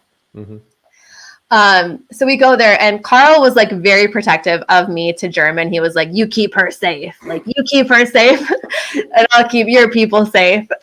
So it was really sweet. But I was like, Carl, it's okay. Like, German's cool. We don't have to like threaten him. And Maddie was there too. And they were kind of getting a feel from German of like, who do you want to see go? Does anybody here have an idol that you think we need to worry about? Cough, cough, Melissa. Cough, cough, Melissa. And I think German said like she might have one. I don't know. She might have a clue. He's, as far as he knew, nobody had one. I don't know if he really did know. You'll have to have that conversation with him. But on the table, we got food, which was great. Some like famous Dr. Stan Spam sandwiches. And then there was a scroll. Oh, Steven, why? I should know not to buy this stupid scroll. The crown is heavy, like I've said. You don't buy these advantages. They're only trouble. So we get the advantage, and we were just going to walk back with it. But I just kind of got freaked out that we had this scroll. And I was like, what if it's a clue to a hidden immunity idol? I really didn't want Tony or Blake pulling a Carl and just like running off and finding an idol right away. Like, that would have been really bad, I felt like, for both of our groups. So we decided to open it at the outpost, and we open it up, and it's the burn a vote advantage that you know, and German wants it, and I really don't want it. It's like, sure, great to have, but like, public advantages are not my thing. I think it just increases your target size. And so I suggested, like, what if we give it to Sandra, like our mutual ally? Isn't that a good idea? And he's like, nah, I don't like that idea. So he was like, what's your problem with me having it? And I just said, like, I don't really have a problem with you having it, other than I feel like I'm not supposed to let you have it. And that's just like a dumb game move. But I was like, but you know what? If you're okay opening it up in front of everybody, I'm okay with you having it, is what I ultimately decided. Which, like, that advantage is like my first kiss of death in this game. If he had not had that advantage, then it wouldn't have mattered if Curie flipped on me, because they wouldn't have had the votes to get me out. But so, is the answer like, A, you should have taken it for yourself, B, you should have persuaded Matthew and Carl to buy it, or C, you should have persuaded, hey, everyone, let's just leave the table, no one takes it? Yeah, I think I just should have left it at the table and nobody take it, is what would have been my first choice. Is just say, like, let's just get the food and not get the scroll. But, you know, everybody had wanted the scroll, and it also, like, wasn't my money to spend. Like, it was Okina's money that they were putting up. So I feel like German would have saying, I told you not to trust German. I know, and I feel like German would have probably maybe bought it anyway. I don't know. You'll maybe have to ask him that. Like, if I had said, I don't want to buy the scroll, let's just get the food. If he would have been like, I feel like, knowing German, he would have just been like, no, I'm getting the scroll. What are you talking about? And it would have happened anyway. He has an eye for those advantages. Did you hear about what happened at his previous tribal council at the Melanie votes? Okay. Yeah, so I knew I'd gotten like a clue to the idol, but that was okay with me. I didn't care, because he was 1 on our tribe, and 2, that meant somebody over there didn't have it. So that was like great news for me. I loved that he was the person that had gotten that. Yeah, and I was actually like really fine with him having the advantage. But the walk back to camp was really tense. Like, it was very silent. We didn't talk at all. And I know German's just, for me, like a quieter person. I'm like very, I don't know, I'm like ready to talk with you about anything. But he was very, very quiet, and we were in silent. And he had said, like, you know, like, we can use the advantage together. And to me, that's just like a kiss of death. Like, that phrase coming out of somebody's mouth is just like, you've just cursed this. Like, no, we're not using this together. How are we using this like burnabout together? And I just knew like I'd made a terrible mistake. Like, this is really bad for me. I am in trouble. So like I immediately felt the pressure on that he had this burnabout. I was still happy that it wasn't like Blake or Tony that had it, you know, I think. But I was feeling like very nervous about German having that advantage. Are you ready to lead into the next round? I'm sorry. Okay, no, this is I totally missed talking about it, so this was good. Thank you. I apologize for that. No worries. So you arrive at the challenge, and the first thing you see is Jeff has been voted out from Okina 2.0. What is your reaction to that? I was so shocked. I could not believe that Carl flipped. And the thing is, Carl's a puppy, right? He's gonna eat your shoes and stuff. Like, we've seen this coming. Of course that happened. Of course that happened with Carl. I was like, you didn't know immediately that Carl flipped. I imagine when Jordan mutinied, you then learned exactly what happened. Yeah, it even happened, I think, before the mutiny. Like, talking had happened, you know, like shouting back and forth and figuring it out. And I was like, well, I think I had said to Sandra, why didn't Carl play the idol for Jeff? And she's like, he played the idol for himself. And I was like, what? And then she was like, and he voted for Jeff. And I was like, what? So it was just like a whole shocking mess. I just couldn't believe that they flipped him in one afternoon. Like, all this relationship building we had done, voting together on previous votes, like having good chats. It seemed to like mean nothing. You know, he wanted to keep me safe.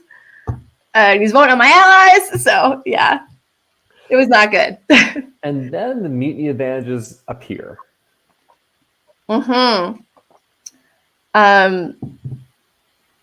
Yeah, honestly, the fallout from the mutiny was good for my game overall because it made Hannah really pissed at Melissa, and I felt like she had not wanted to work with me up until that point because of like a connection she was trying to maintain with Melissa, or like maybe not like a trust, like a loyalty there. She wanted to like really maintain that loyalty there and not work with me. But after that happened, she was like, no, I'm open. Let's go. I have been betrayed and I'm ready to work with you. So I was like, great. Excellent. Plus, we have Jordan now. So I just felt like, okay, we get rid of Blake. And as much as I love these other players, worst case scenario, if we lose a couple more challenges, we'll have to lose German and Charlie and in whatever order. And we all make it to the merge. Probably. Like, you know, fine. I'm feeling really good, Steven. I'm feeling great. So yeah, I think what happens is Hannah hands it to Melissa, who hands it to Tony who then bounces, and then that causes Jordan then bounce the other side, leading to our new mutiny tribe. Yes. We now have 5 non-Kana. Yes. You, Carrie, Sandra, Blake, and Jordan, and only 3 Okina of Charlie, Hannah, German. It's no longer a 4-4. You have majority, even if you beat one of your own. Yes. I'm feeling great. Let's go. Which I'm feeling really worried for Maddie, honestly. I was like, oh my God, if we lose this challenge, Maddie goes, that sucks. So I was not worried about our tribe. I was worried about him. Like, Maddie's not going to survive this because Carl flipped. Would you throw challenges to save Maddie? No, I'm not like a throw challenge gal, honestly. Like, I'm just not, because that would have been the challenge to start to throw is that one. And I just held out. I don't throw challenges. So who were you partnered up with in the crate endurance challenge? Hannah. And we killed it. We did awesome. How long did you last? Over an hour with over 16 pounds in our crate. So we had the most weight. How were your legs afterwards? They were tingly. They were not great. You know what I didn't want to do after that challenge was run around a circle holding a giant canteen of water in the dark. And that was going to be coming later. So that day, like, I'm really proud of us. You know, Hannah and I had a really great experience. It was very meditative. It was very much like focus, just breathe. Don't think about the pain. Just notice it. Don't fall into any narratives of like, I can't do this. I can't do this. Like, we really held out very strongly. And this to me was another time where Blake was trying to like be in a hero role, where we were saying like, we want to put the weight in this one. He was just like, no, it has to go in this one. And it just made it difficult to work with Blake in those challenges when like we as a tribe were deciding where we wanted the weight to go. And he was like trying to override it and say like, no, it's going in here. Anyway. So you lose the challenge. You're going to your first tribal council in this new tribe configuration. What's the strategy like?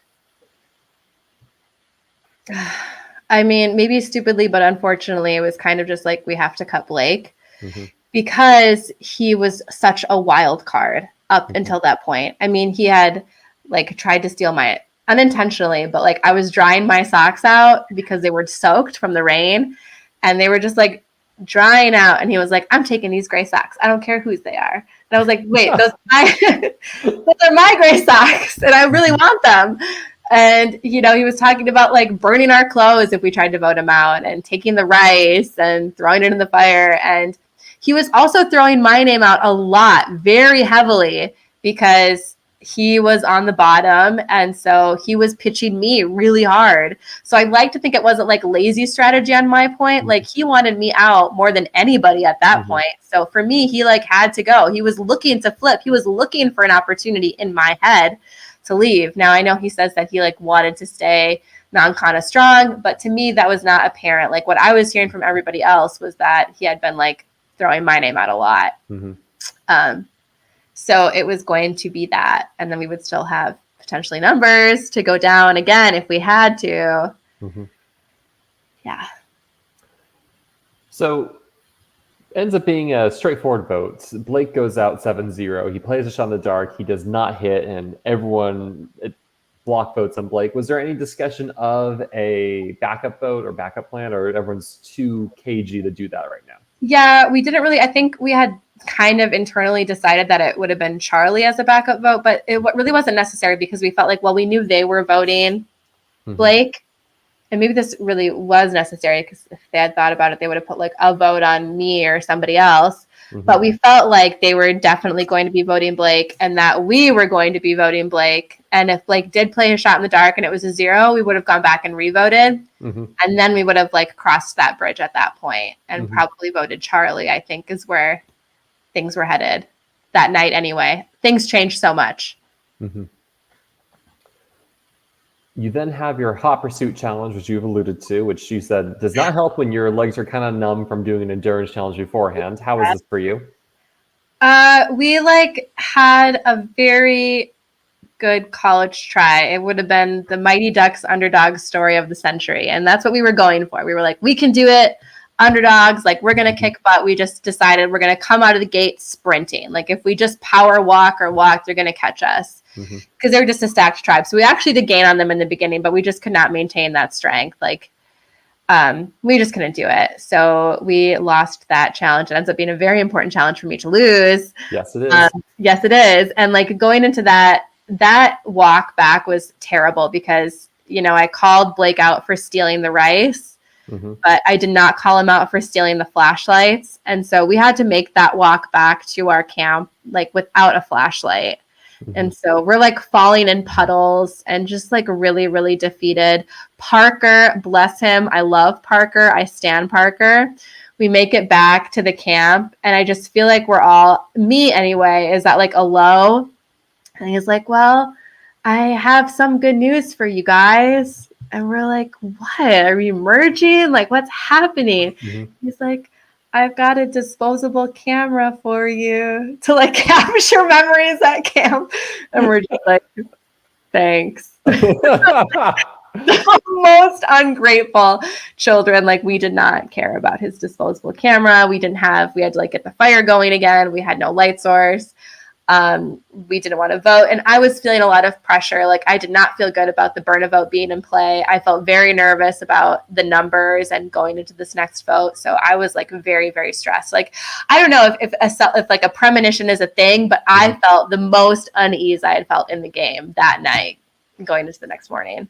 In retrospect, why do you think you were feeling uneasy? What was setting you on edge? I just, the Burn vote made me very nervous.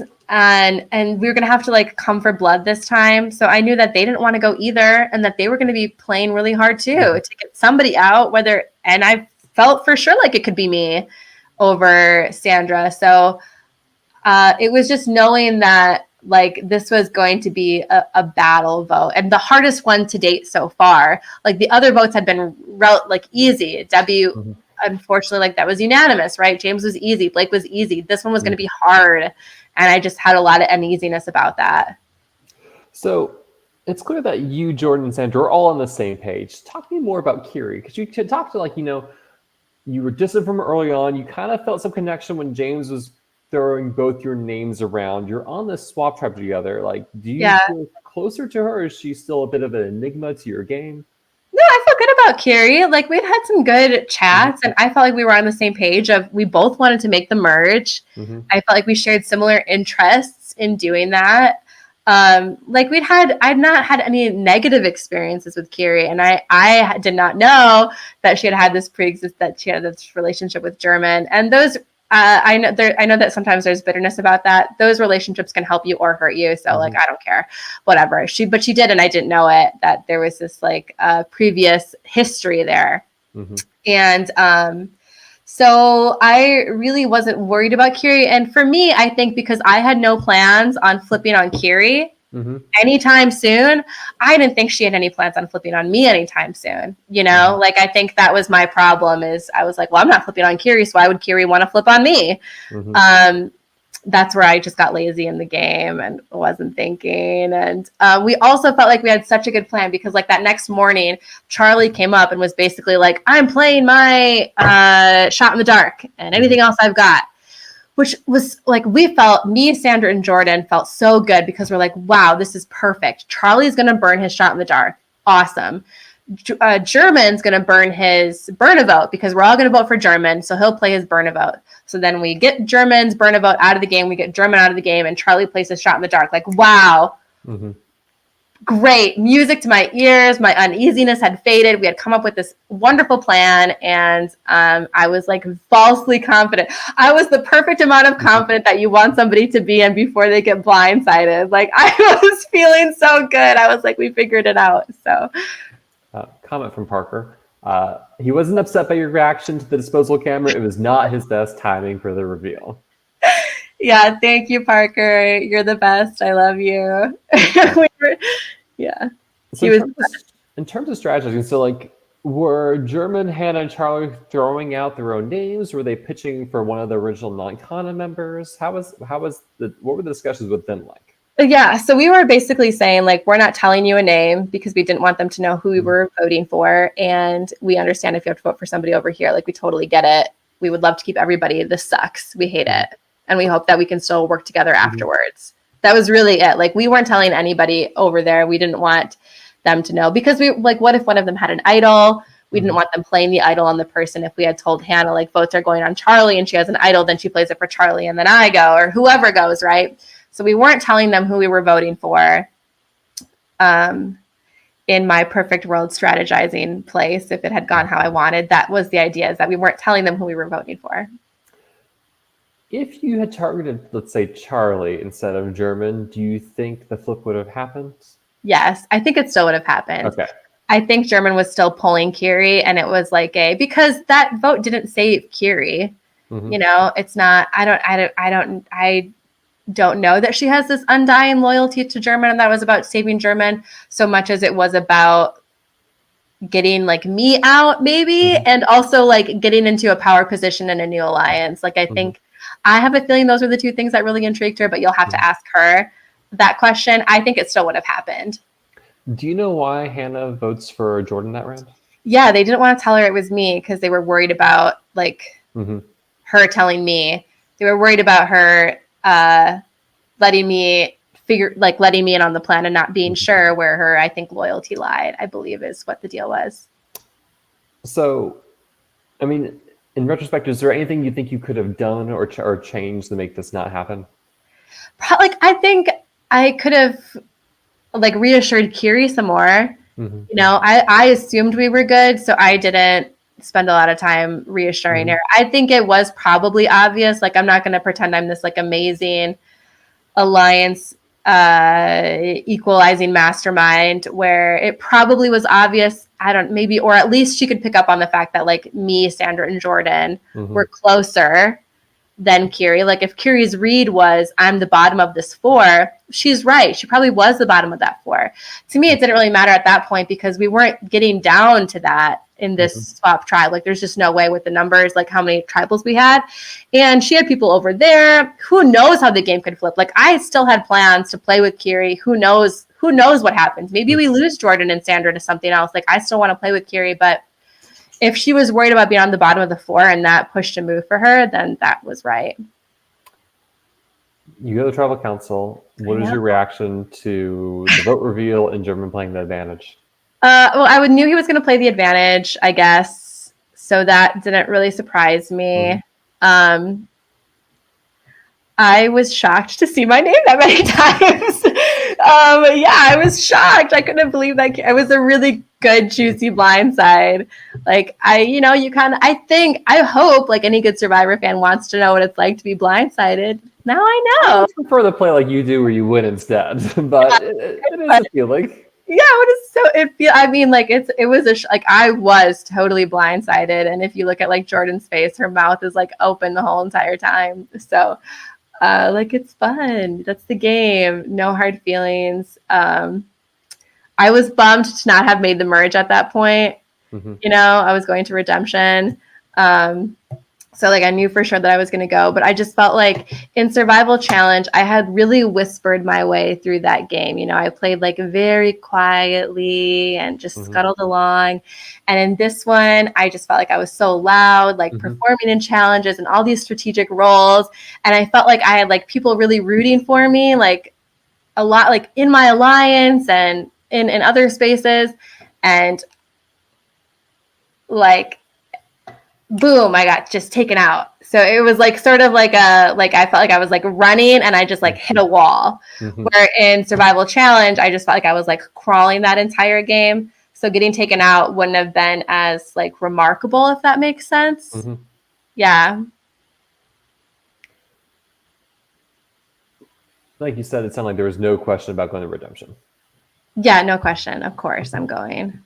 So you arrive at redemption, and there you find Debbie, Joe, Melanie, Jeff, and Blake. Talk to me about your redemption experience leading up through that day. Yeah, I loved it. I was so proud of Debbie, of course. I thought they had the chillest little Barbie dream house cabana set up. You know, I took a nap and woke up from it kind of like really confused. Like, whoa, I really did get voted out of that game. Like that, I didn't dream that. That part wasn't a dream. That really did happen. I got some really great time with Blake. You know, when I had voted him out, I think I'd even said like on a personal level, I really like you. And I got to explore more of that personal level. Like he wasn't, I think, so worried about me talking with him about life stuff from a game point. And I wasn't like either. We just got to hang out and he didn't have that same, like, for me, alliance tunnel vision. He was just chilling and having a good time. So I had like a very positive experience on redemption. Like redemption is just like golden sunlight. Like the sun was coming through the trees and it was a good time. What are you anticipating merge is going to be, right? Because when you were voted out, there are 12 people left the game. And so you're just like, it has to be now. It has to be now. It has to be now. Yeah. I mean, I knew it was going to be that day. For sure. And when I got to camp, like the fire had basically gone out and they're like, we're not restarting it because we're going to merge today. So there was like, it was like pre-party before the merge time. Like I felt like I was like waiting for the club to open. Like, when is this club opening? Like, when are we going here? I say that like I go to clubs. I went to the Ice House with Survival Challenge. I've been to in the past like decade, and now I'm pretending like I go to clubs. But you know what I mean? Like you're waiting for this thing to open, and that's what the energy was. Is like everybody's just waiting for it to happen. So Jordan is voting out next, but she declines to go to redemption, so you don't know the outcome. But then Maddie, your ride or die comes to redemption. I knew if they lost a challenge, we were going to be seeing Maddie P. I was so bummed. Yeah, that sucked. I did not like seeing him. You know, of course, I was happy to see him, but I did not want to see him there. Absolutely not. Yeah. So you learn for the redemption challenge, one male competitor, one female competitor will get back in the game. There will be 3 rounds. The first heat is endurance, second heat is social, and the third one is fire, which we know you're good at. So let's talk about round 1, the endurance challenge. How was this for you? I felt really good about it. Like I kind of thought I was going to have that one. Mm-hmm. And to be honest, my vision was just kind of betraying me. I was sort of just getting like double vision on that bag, Mm-hmm. because I was like focusing on it so much that it was like I would sort of get double vision and try to like snap myself out of it and readjust a little bit. And yeah, like Melanie beat me at that. She did a better job of keeping her vision and keeping the bag up. So I can't be mad about it, but I'm like happy with how I did, 20 minutes or something like that. I don't know. It's not like a CBS Survivor record that's going to shock any audiences, but I got to do it and I feel okay with my performance. So talk to me about the vote and orchestrating getting voted into the next heat. Yeah, so it's funny, like Amos had messaged our group chat that when he revealed that it was like a vote back into the game, he said like my face lives rent free in his head, and he's like, I've never seen so much like despair and determination and fear in one person at one time. And that's like exactly how I felt. Like I don't know.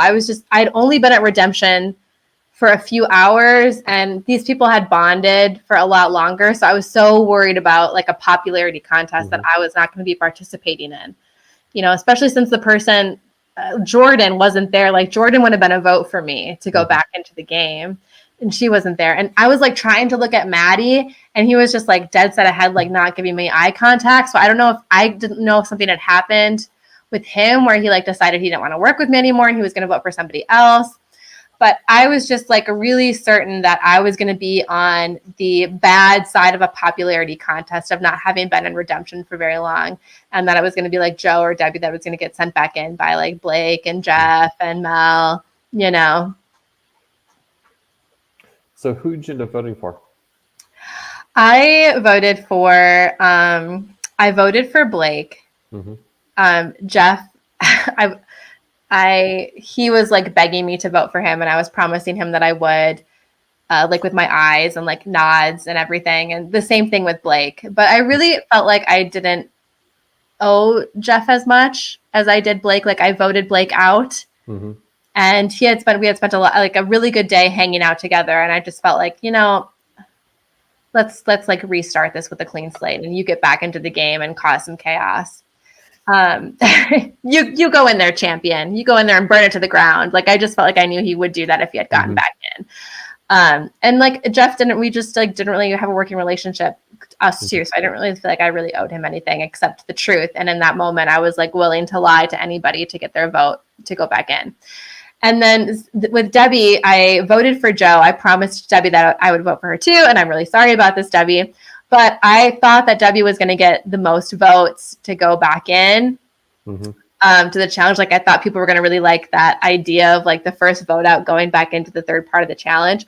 So I flipped my vote to Joe just as a strategy, hoping that would allow me to get the most votes. So it wasn't anything against Debbie. I was just strategically playing to hopefully give myself the best chance to win that vote challenge. That was it. And you do. I did. Thank God. And so you go into a heads-up fire-making challenge against Melanie. You're not burning a line or a string like normally, but you're trying to light the wick of a torch, which is soaked with kerosene, which is good. Which is something important to note. Yeah. I've always I really, really, really wanted to go to fire in this game, and at Redemption, actually earlier that day, we had gotten the chance like a half an hour to make fire with four fire tokens at camp. Like that was a challenge that they did. And it was like, I had just arrived and they were basically like, okay, we're going to do this challenge. You and Blake have a half an hour to make fire with supplies at camp. And I could not do it. Like I just blisters on my hand, a half an hour, and I could not do it. Like, I think mentally I was not there. I just been voted out. Materials were like a little bit damp. So going into this challenge, I was like, I could not make fire today. Like I have to make fire now. I've made 100 fires at home. I can do this. And so, I immediately got the stuff that I needed, got the fire going, and it was really pretty quick. I'm so proud. Like I really, really, really wanted to go head to head on fire. I regretted not doing that for survival challenge. You know, I was a little afraid when it got down to the final four. I could have put myself in that situation and I didn't. I decided to just play a little bit more scared. And I just did not want to play this game scared. And I really wanted to have a fire showdown. And so, I'm elated that I got the chance to do that. Like, that is a peak moment for me. I love that I got to show that I can make fire. I feel like a lot of people are scared to show their fire making skills, but I don't care. I love to do it. Thankfully, very few live games I know of have a forced Final Four fire making. Yeah, and I'm Survival grateful for Challenge didn't. It was just a tie, and I could have Mhm. put myself in that tie situation and didn't. But yeah. So Anything else you want to talk about the fire making? no, just that like Maddie P had no idea how to make fire, and I'm at day 3 that I'm talking about, where I was just miserable and it was raining and I was spending hours trying to make fire. I remember at one point he was like, well, show me how to make fire, like show me how to do it. So I was like, okay, well, you got to make a really big pile of magnesium. And then this is the side that you scrape. So I felt really good being like about his chances from that, being like, oh, at least we like practice this together. And I remember as we were going to the challenge, he was like, what is this, the flint side? And I was like, no, that's the magnesium side. Like, you're going to want to strike this side. And he was like, I'm fucked. So, it was great. So is you and Maddie re-entering the game together truly best case scenario here? Best case scenario, truly, 100%. So I want to talk about kind of the re-entry in the game, because you're in a weird situation, right? Mm-hmm. If you look at you, on one hand, you've been voted off of Duncana 2.0, right? And so it's like, why would you want to go back there? I don't. On the other hand, you have this, especially with your ride or die, right? So, Maddie, on the other hand, you have this Okina tribe, which is all unknown, and Carl. So there's Tony, who met Carl. Melissa, you played Survival Challenge. This is a very different game. Trinica and Ethan are 2 unknowns. Maddie just got voted out by them, so he's not keen on going back. I want to go with them either. And so looking in the merge, like, what was your thoughts about re-entering the game and where you wanted to go and what you wanted to do? I did not. I was like, nobody, I don't want to work with anybody, but that's not how the game works. Like, I don't want to work with any of those people, really. Mm-hmm. Like Sandra, I thought Hannah maybe, Maddie P, but that's 3 people, and that's not enough to really do anything. Mm-hmm. So, Sandra had said, like, she was kind of the first person that I really talked to. Like, when we came back into the game, people were talking to Maddie pretty quickly, but like nobody was talking to me, Steven. Like, really? Why? I had like leprosy and bad body odor. Like, people were like keeping their distance from me. Like, nobody wanted to talk to me at all. Do you think it's because, on one hand, like, he had been on the Okina tribe, or because he had been the most recent boot and it was just like so fast he came back in the game, there's less of like a stigma or like a fear? Yeah, I think probably like most recent boot had a thing, maybe something to do with it. He had won a lot of challenges with Okina. It was the only tribal that they had to go to, and then their swapped group after Jeff. So maybe, but I felt like Maddie definitely had like a welcome, and I don't know if the footage will show it, but I feel like I'm like literally standing there and just like, it's not like I'm not participating in the celebration of the merge, or like nobody really talks to me at the merge feast. We get back to camp and nobody's really talking to me. Like, I am, I have like the worst body odor out there is what it feels like. So if no one's coming to you, where are you going, or who are you trying to talk to? So I did talk to Sandra, and I was just like, are you happy to see me? She was like, yeah, of course I am. Don't worry. So she right away, like, I felt like I had okay. So I really felt like she was going to be my in back into what was going on, because even though Maddie was like my ride or die, we had sort of said like we didn't want people to know how close we were. So we didn't come back into the game talking to each other and really displaying how close we were. So Sandra, I felt like, was going to be my in back into what was going on. And she had said that like I don't know if she said Kiri regretted, but that Kiri was like open to working with me again, and that she felt really good about German and Hannah. And I was like, honestly, pretty quickly okay with that. So I was like, okay, I'm probably going to have to approach Kiri and let her know that I'm good. Oh, same with Charlie, that she felt good about Charlie too. So she felt like Sandra felt good about these people. So I was willing to feel good about whoever Sandra felt good about. And like make roads. So luckily for me, like with Charlie, he was so worried about me betraying him. And in the end, like, he really was the one that betrayed me. So I was able to like leverage that a little bit and be like, remember, you were so worried about me betraying you. And he was like, I know. I'm sorry, I won't do it again. And the conversation I had with him was, I hope you think that there are bigger fish to fry than me. Mhm. And he definitely said that there was. So and then I had a good conversation with Kiri, and she was like, I'm so sorry. Like, I fucked up. I made a mistake. Like, I don't know why I did that. And that might have just been game, but either way, I felt like we had like really quickly cleared the air, and I was legitimately on board to work with them again. Like, I didn't care that they voted me out. Mm-hmm. You have to vote somebody out at these tribals, and you don't want it to be you. Mm-hmm. So, what about German? How was reconnecting with him?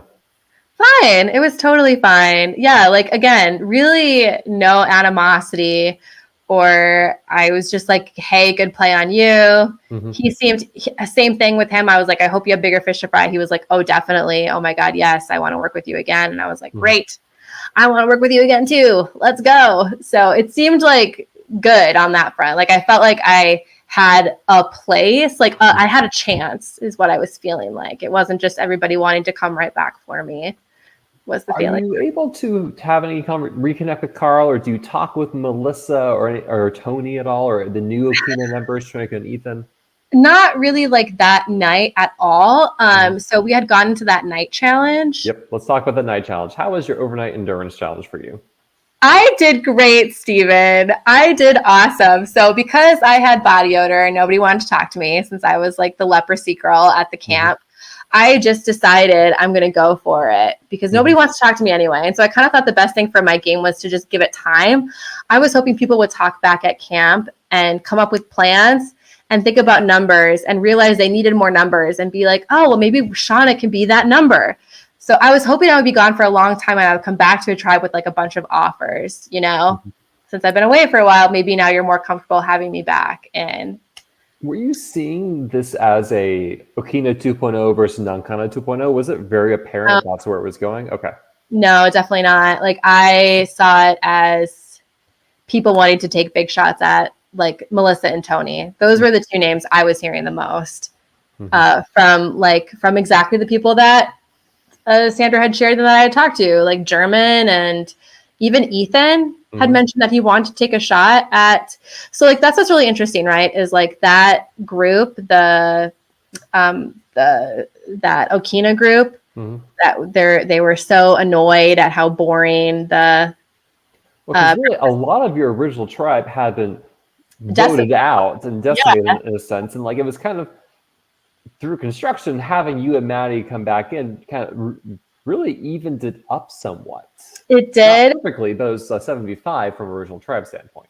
Yeah, but there was just like, I don't want to say no way, but it would have been hard to just be like, oh, it's Carl and us, let's take it back and just start picking people off. Like that probably wasn't happening. But so like even Trinica and Ethan, like they had pitched Tony and Melissa to me as well. It seemed like to me everybody was pitching Tony and Melissa. So I felt like good. And again, like that's why I said what's really interesting is like there was this idea that it was really boring what the Breakfast Club did, just like picking off those numbers. But like they wanted to do, or at least the people in that alliance, I think everybody except Carl had pitched to me that night and into that morning that they were on board for getting out Tony and Melissa. Ethan admittedly was like, I don't want to do that right away, but that's what he wanted to do. So and Trinica as well was like, I'm on board for getting out those people. It seemed to be the consensus of everybody that like those two were running the show, they were running the game, and they were the biggest threats. So it was not like a Nankana Okina. It seemed like it was everybody versus Tony and Melissa. And so talk to me about your outpost visit. Oh, okay. Well, all right. I need you to know that I stayed in that challenge for 4 hours and 7 minutes. Okay. And so it was a long time. And eventually they came to me with the offer of, we'll give you like a plate of food and a visit to the outpost the next morning. And so that challenge in the dark, it did exactly what it was designed to do, which I had been telling myself, like, I'm not going back unless I have the immunity necklace. But I didn't know who else was left out there. And I got to the point where I was very worried that it was me versus Maddie P. And I was like, who else would be so crazy that they're just out here for 4 hours? I was like, it's going to be the Australian. The other Australian, yeah, right? And so, but my back started cramping up. I didn't have my beautiful jacket. So I just... Where was it now? So that was just at camp because they said we're going to go to the challenge field. And I thought we were going to the challenge field for like a 20-minute, half an hour challenge. I was just wearing my sweater. I didn't think to bring stuff for a long-term endurance challenge. So I did eventually tap out, but I'd gotten that visit to the outpost. And that whole next morning, we're strategizing on what to do, how we're going to get the numbers for Tony. We knew we needed, I think we were looking for 7 to do it. And even though we had like split all these other votes, I think we were so nervous about having the numbers. I felt like everybody was very nervous about Charlie flipping again because he had kind of like flip-flopped a few times. So we were really iffy on if we had that number. We didn't know what they had found out, if Tony knew it was going to be him.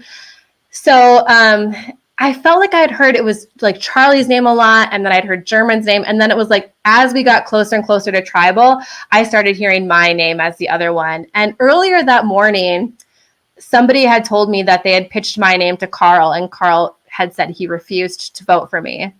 So I went up to Carl that morning and just like thanked him and was like, hey, I heard this. I just want to thank you. Like, that's so cool. I really appreciate that. I'm not coming for you either. Like, that means a lot.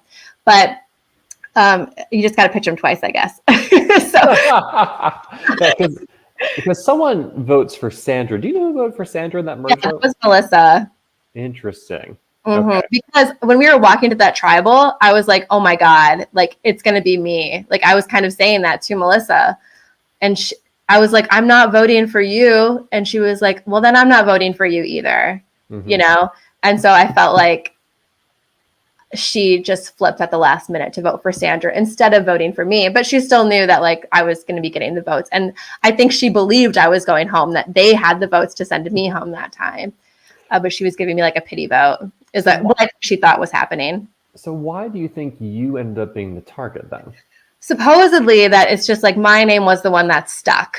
That they had tossed out Charlie, and that like wasn't sticking with some people on the Okina, on that group that was willing to vote, that was not voting with Tony. So they had tossed out Charlie, and some people didn't want to do Charlie, and they had tossed out German, and some people didn't want to do German. Well, you toss out me to like Trinica and Ethan, like, I get it. What loyalty? I'm not really. Yeah, they don't know you. They don't know me. That I don't really, not really serving them any purpose. Tony as well. So like, I think that was an easy name to stick for that remaining crew. So you're hearing your name. You have this advantage you got from the outpost. I don't have it yet. I don't have it yet. So talk to me. How do you get this advantage? So we literally get to tribal council, and they're like, Shawna earned a visit to the outpost. So. Yes, it's 2 minutes before tribal council that I get my hands on this safety without power advantage. And to be honest, like I had heard my name a lot this season, right? Like I had gotten 2 votes on the James thing. When the one time I didn't hear my name was when I got voted out. So I had just gotten the safety without power, and I really believed we had the numbers. And also somebody had said, like, we're seeing Tony looking for an idol a lot right now. So there was this belief that he didn't have one. I come to find out later in the jury house that like he wanted to be seen looking for an idol when he had one. So that it looked like he didn't have one. So that's like, really good job, Tony. You did it. But it was just like, I just felt okay. And I put on this really kind of, I'm going to say, big act of like being very, very afraid that I was going to go, even though like I actually felt like I was fine, like, okay. I wanted to look very afraid and very scared, and like I was going so that we would have a little bit of the element of surprise with the numbers that we had for that vote. So the good news is you do have the numbers. I know. Isn't that right? You have the numbers. In fact, like even if you had safety without power, you would have had the numbers. But the problem is like safety without power happens before the votes are cast, not after. I know. As soon as Tony played the idol, I was like, I'm going. I'm gone. I'm dead. Dead woman walking. Dead woman sitting at tribal. Yeah. And I think I was not sure if we really did have the numbers. Like I knew we were close. I just didn't know like where Charlie sat. We hadn't voted with this group before. So I just felt like every vote was so important and I had to be there. And that if I wasn't there and I left and we were really close, but 1 vote away, then I would have just gotten myself into a position where I would have just been picked off, Like that's what I was nervous about. So I just felt like I had to be there. So were you surprised that there were 7 Tony votes? Yeah, actually, I kind of was, I was like, oh shit, we did it. Look at that. We really did it. We really rallied and got the votes because it's also very like, as you know, you don't just pull a group of 7 people together and say, hey, show of hands at camp, who wants to vote Tony out? Like, that's not how it goes. You like very quietly have conversations. A name bubbles up, 2 people agree on it. Then you have to figure out, okay, do we think other people will agree on that? And then you have that conversation with that person, and a name slowly bubbles up, or a different name bubbles up. And so it's like, it takes a lot of time to get that. And you also have to count on people being honest. So I was surprised that it was like 7 that we did it.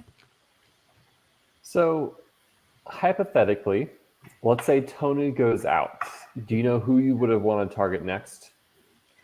I mean, I probably wouldn't have targeted Carl next, but that seemed to be on like other people's agendas. For me, it would have been the people who I hadn't worked with in that game at all, which would have been Ethan and Melissa and Trinica. Like, yeah. Do you expect that you would have done what your other alliance did, which is you have with you gone, this group of 6 ends up sticking together to the 6.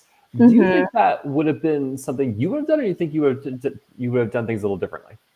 I mean, my loyalty for sure would have been to a German. Probably I would have tried to take out earlier than he went, only because he's so good. And he also voted you out, so. He also voted me out.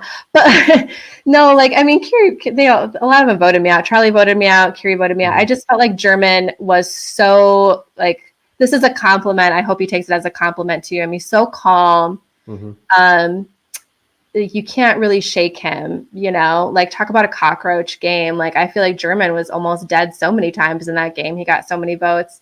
So that's like a really dangerous player. And he probably would have been on my radar at the top of that, like 7 with like Charlie close behind, and then, Kiri there as well. Like, I might have wanted to keep Carl probably deeper into that than some of those people. So idols are played, your name comes up 4 times, you're voted out a second time in the game. Was it more of it? Was the shock more than the first time? Was the shock equal? Okay. Less, for sure, less. Like, I had heard my name that time. I knew it was a possibility. Like, I knew I was going to be seeing my name. I just wasn't expecting to see that many idols coming out. I mean, it kind of doesn't feel bad if it takes an advantage to knock you out twice. Advantages to knock me out twice, right? Like, I'm really proud of the game that I played. Like, I know it sounds really weird because I won Survival Challenge and I'm so proud of that game, but I'm really honestly equally proud of the game that I played in Reelfoot. Like, I played hard. There was no missing me this time, like, I was not going to go out with a whimper. I was going to like really go out at the level, at the volume that I felt like I was playing at. And I wanted to see what the jury was like. I didn't necessarily didn't want to spend that much time on the jury, but I did. Like, I would have liked to, of course, I want to play more challenges. I want to suffer more in the wild. Like, that's the other thing, is I had more of that in me, where like I could have gone more nights. So like, I wanted to maximize that experience, which is like really what I'm like, what I would be most bummed about. But I was happy with my game, like, of course, regrets of why I didn't play the safety without power, but what are you going to do? I had it for 2 minutes. I played how I played. Like, you can if and but it forever. And sometimes you'll play the advantage too early. Sometimes you play it too late. I think, didn't you go out with an idol in your pocket at some point? Oh yeah, I did. What happens? What are you going to do? That's what happens when you play the game. Like, it's easy to sit down at home and watch people and be like, you should have played it. Well, like, go out there in the wild and sit with it and find yourself, and then figure out, like, oh, this is a little harder than I thought it was. Exactly. So like, I'm okay with it. So this is a new experience for you. You are now the mayor of Ponderosa. I am. And so as a juror, what is your philosophy, or what do you look for? Well, what do I look for? Like, who would I want to join me as citizens of Ponderosa? I guess more like thinking about a winner at the end. What are you looking for in a winner that you want to vote for? Ooh, I'm looking for some strategy, some wins. I want somebody who is like running the game, or somebody who can at least like just. I want somebody who can own their game and talk about it confidently, for sure. And just like a game that I mean, that I like, a game that I would be proud of to have played. That's what I want. And so over the course of the day, this is day 6, Carl, Tony, and Melissa join you. Talk to me about the evolving vibe and mentality of Ponderosa. Well, okay, it is super funny because when we're going into the first immunity after my vote, Parker, I called him Dad. He was like, he took care of us. He was our handler for that. He was like, well, who do you want to see joining you and who do you not?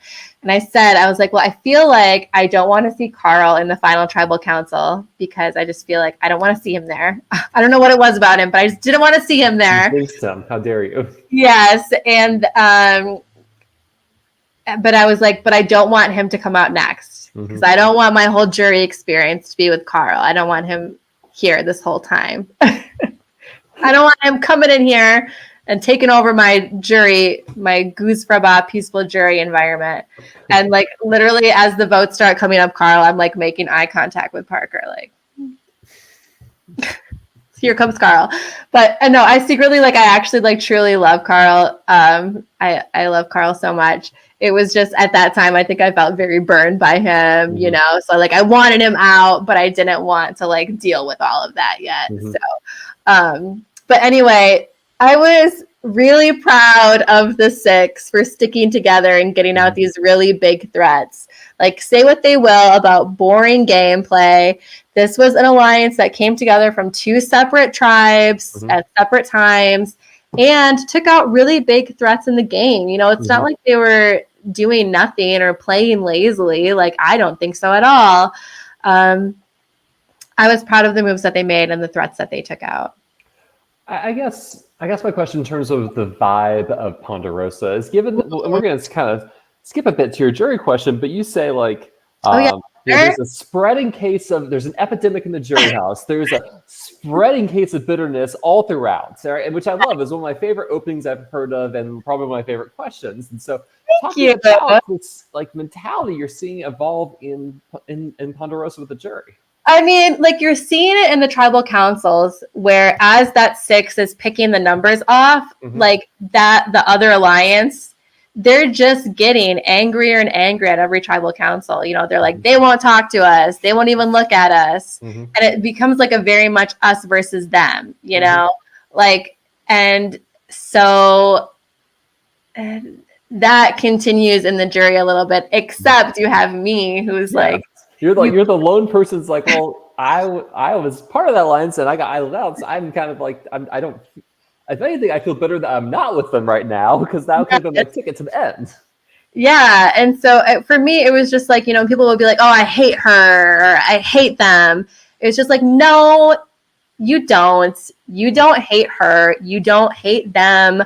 Like you might hate this gameplay. Or there was a lot of just like not, because these other players that were voted out did not play with these players that voted them out, they did not understand the moves that they were making. Some of them they didn't play with at all. You know, in the first half of the game, like Sandra and Maddie P, for a lot of them, they didn't have any game time with them for those like original non-kanas in the game. So they're just like, well, they didn't do anything. And it's like, no, they did a lot. You just weren't involved in it. So let me advocate for them. So I felt like I was, like a peacekeeper in there, like trying to remind people, yes, that like you really like these people. These are good people. Just because they didn't play with you doesn't mean that they played a bad game or a boring game or that they didn't play like a winning game and they're not worthy of your vote. Comment from Tony, having you there was good for us. Yeah, thank you, Tony. And honestly, like I love spending time with Tony too. Like that is one person that, you know, in the jury house, it's like, wow, that's what's really fun about being on jury is you get to form relationships with people that you just can't in the game because you have to question everything in that environment. And out here, you're just like, no, it's just like, let's just kick it and have fun and be silly. And that's all it's about. There's no deeper like motive.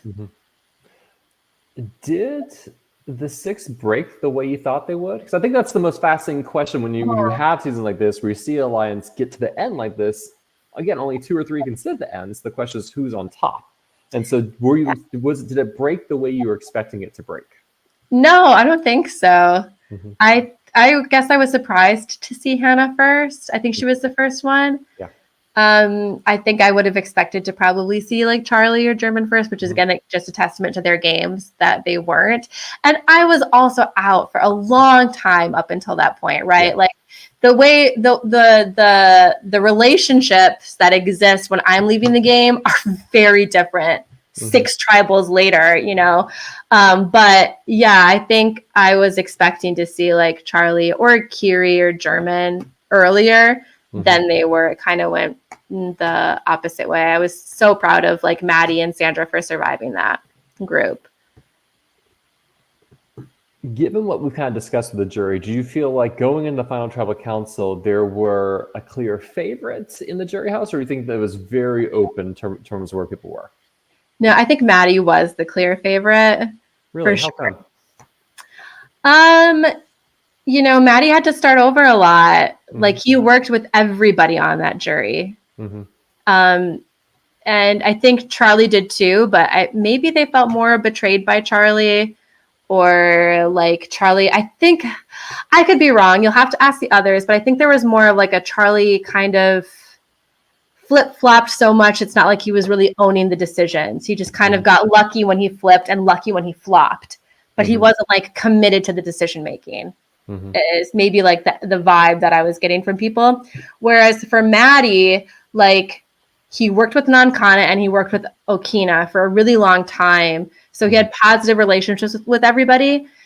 He was able to make them and use them to further his game all the way up and until the end. And he like won challenges too. You know, he played a really good game. Were you leaning towards any certain vote in Final Tribal Council, or what kind of changed your mind while you're in Final Tribal Council? I was happy to vote for Maddie or Sandra, to be honest. And I was just getting like a really, I don't understand it or agree with it, but kind of like a Sandra didn't play a winning game vibe from people, that there was this feeling that she didn't. And I thought she did. And I felt like she played a winning game and that she was worthy of a vote. And I didn't think she was going to be getting a winning number of votes. I felt like it could have been unanimous for Maddie. And I wanted Sandra to get a vote. She was worthy of votes. You know, I thought that vote could have been a lot closer. I'm thrilled that Maddie won. I don't want me saying this to think that I'm taking away from that at all. But I thought that Sandra should have gotten her name out of that box. So I wanted to be the one that put it in there. Well, Maddie ends up winning in an 8-1-1 vote. You are the sole vote for Sandra. Sandra liked to convey that she loves you. And with that, Reelfoot Season 12, the Decennium, is in the books. How was kind of the post-season party celebration aftermath for you? Yeah, it was good. You know, like you're always tired after those things. And oh my God, the jury room was a literal ice box. It was so cold in this house. Like that room we were staying in, the jury room, it was like the AC unit for the entire house. And I don't know if you're aware how cold we were when we were sleeping, but like all I think any of us wanted to be was warm. And that room was not allowing us to be warm. Like we had washed all of our clothes. I was literally relayering clothes I had worn in the game and like trying to stay. People were like cuddling on the floor. Like jury house was not like Ponderosa, Fiji. Like we were cuddling to stay warm, even in the jury house at night. It was not good. But I mean, like, I'm sorry, hopefully not complaining about. Because I've heard that room. It's the same room they have capacities. I've heard it also being described as a sauna where people feel stifled with how hot it is in the day. Yeah, no, that's one across the hall, which I think is where like the jury maybe should have been, because we had been cold for so much. I don't know though. But I felt like a lot of us were like really struggling with being super, super cold. You can ask them that later too. But it was a great time. We had such a fun time playing minis with production. Like everybody that I met and worked with on production is just amazing. I don't know if I'll get a chance to say it later. So I just like really, really, really want to shout out, you know, like Amos, and Nate and Nathan and Josh and Parker and Trevor, like all of those guys, Pete are, I didn't take notes on who to thank. So like, they're just so incredible.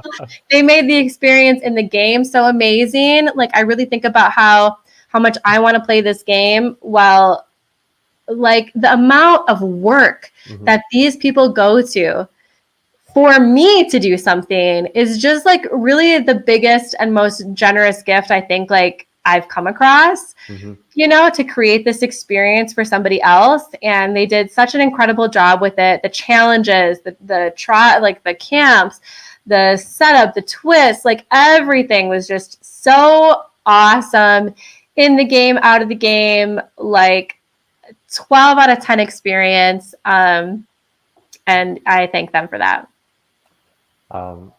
Is there anything else you want to talk about that we haven't had a chance to get at?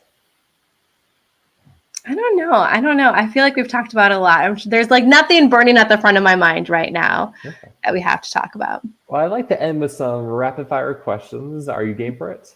Let's go. Of course I'm game for it. Another challenge? Let's go. Okay. All right. Let's go. Opening question. Did you regret leaving Sandra your jacket given how cold that room was?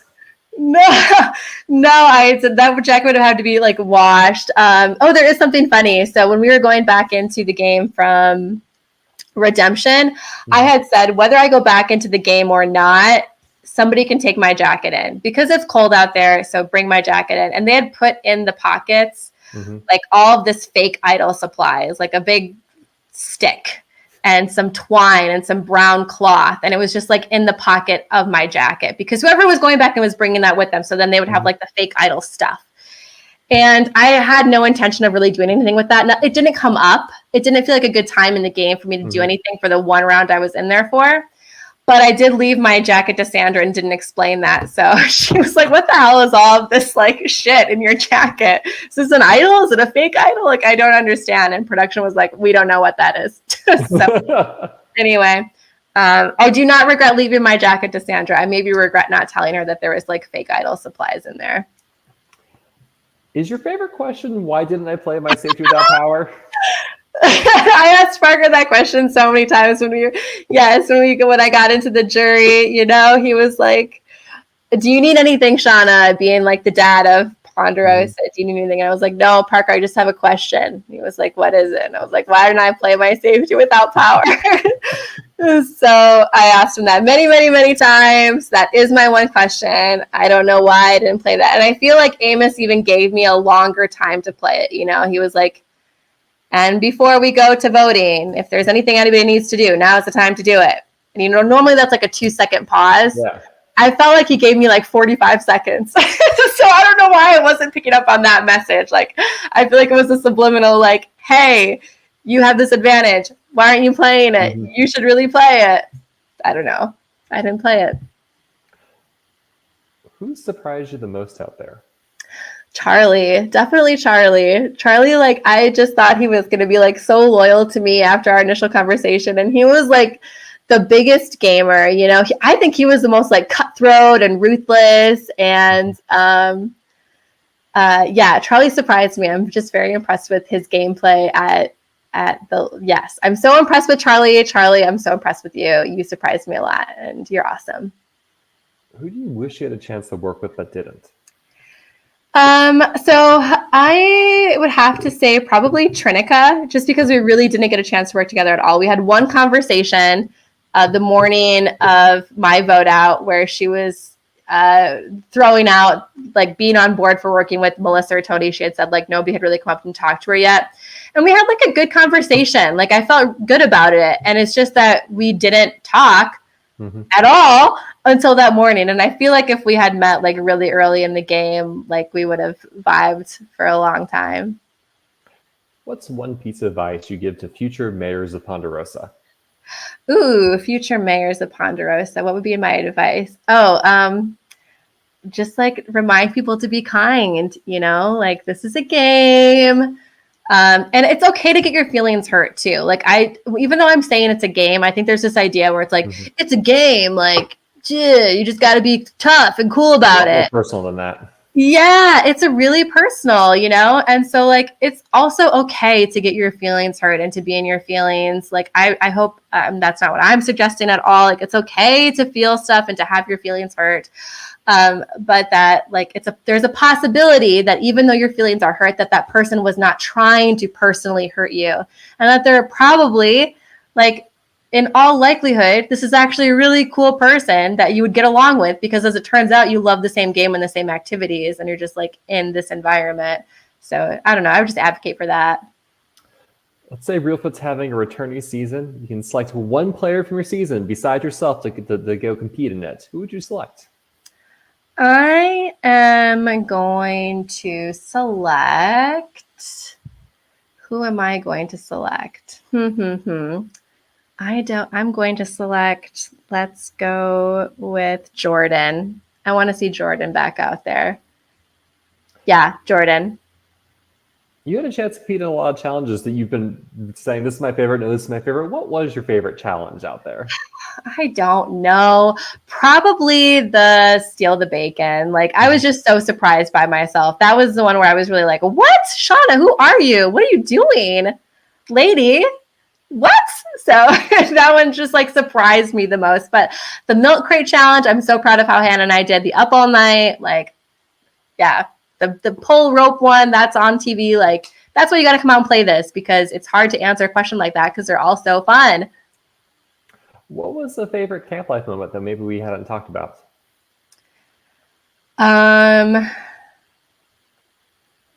You know, this one's just like very personal. I don't know if it's like not personal, but it's just me. Like in the middle of the night, I really tended to the fires a lot. Like I felt like I was really getting up and working the fires and collecting the wood. And that was like very solo, very me doing it with the flashlight in the dark. Like I'd find snails crawling on logs and it's just so quiet. And I would just rebuild the fire and do it all by myself. And I just really like those moments like that, where it's just like, I'm doing it. I'm doing the thing I said I wanted to do. I'm suffering. I'm cold. I'm alone. I don't know what's going to happen next, but I'm doing it. So if you can go back in time and tell yourself one thing before the game began, what would you tell yourself? Play the advantage when you get it, Shawna. Play the advantage. You watch it happen in season 46 over and over and over again. Shawna's been, why did I play my safety without power? Exactly. That's what I would be telling myself. I watched it on TV. It should be obvious. Play the advantage when you get it. I know the crown is heavy. Don't hold on to it. Get rid of it. I hate it. Yeah. What has this experience been to you, if you can sum it up?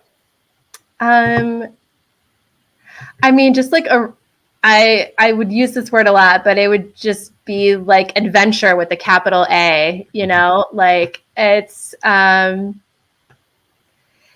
something to be walking through mud and like your feet just squishing with every step and like every piece of clothing being soaked for who knows how long. You can't like check the phone for a weather forecast. You just have to hope it hasn't changed and that it's going to stop. Like I was literally walking around in my underwear at one point because I was just so sick of having like wet clothes stuck to me. And so it's like that the adventure of suffering. I don't know. I just like love it. And it's like even suffering from a strategic standpoint where it's like you're just torturing yourself over how the votes are going to go. Are you going to be okay? Are the people that you think you're working with, are you actually working with them? This number 2 that I have, is it real? Is it fake? Am I being played? Or do I just have to trust? Like there's so, I don't know, just adventure with a capital A. And I would advise people to participate in that adventure while they can. It's a gift. You played Survival Challenge. Now you played Surviving Reelfoot. Do you foresee yourself playing more live games, or are you going to take a break? I would love to play more live games. If you're looking for a lady in her 30s to come play your live game, you go ahead and shoot me a message. I would love to be there. It just depends, you know, like now I really want to volunteer for Surviving Reelfoot next year and help with their production. And then I really want to volunteer for Survival Challenge. And I have, you know, a 3-year-old and change. And Who also love to volunteer at both these games. Yeah, exactly. You know, like God, I can't wait. Like I would love for him to inspire adventure. Like I love pushing him to like be adventurous too. So yeah, I'm not done. If I'm done playing live games, like something happens. There is more within me that I like, more I want to discover. There's plenty of more boot orders for me to go. I don't know what 1 feels like, 2, 3, 4. I don't know what Final Tribal Council feels like with not winning. Like there's plenty of things to learn about myself, plenty of challenges to try, plenty of alliances and backstabbing to participate in. Well, Shawna, I think that's all the questions I have. Is there anything else you want to touch on that maybe we haven't had a chance to?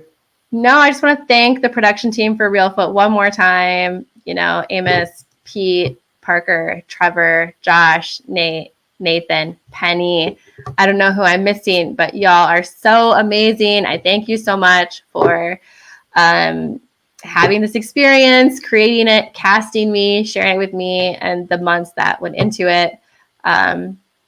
Yeah, they're the best. Thank you, Steven, for doing this, for like allowing us to like talk about this experience. I feel like such a live reality game nerd. And like I'm so glad that there's other people at this level that like want to host a podcast and that there's people that want to listen to it and hear about it. And again, if you're thinking about playing, you really should play. I'm especially talking to all the ladies out there. Being a female forward player, like my ladies, where are you? Come play. Well, Shawna, this has been a blast. Thank you so much for taking the time to talk with me tonight. I really appreciate it. Thank you all those who have tuned in and been listening. This is one of many Reelfoot deep dives I have done and will do. This Sunday, I'll be talking to King Carl himself. And then on Tuesday, I think I'll be wrapping up my pre-merge and talking with Jordan. And so those will be coming in the future. So stay tuned for that. I love it. Well, again, thank you so much and have a good evening, everyone. Bye.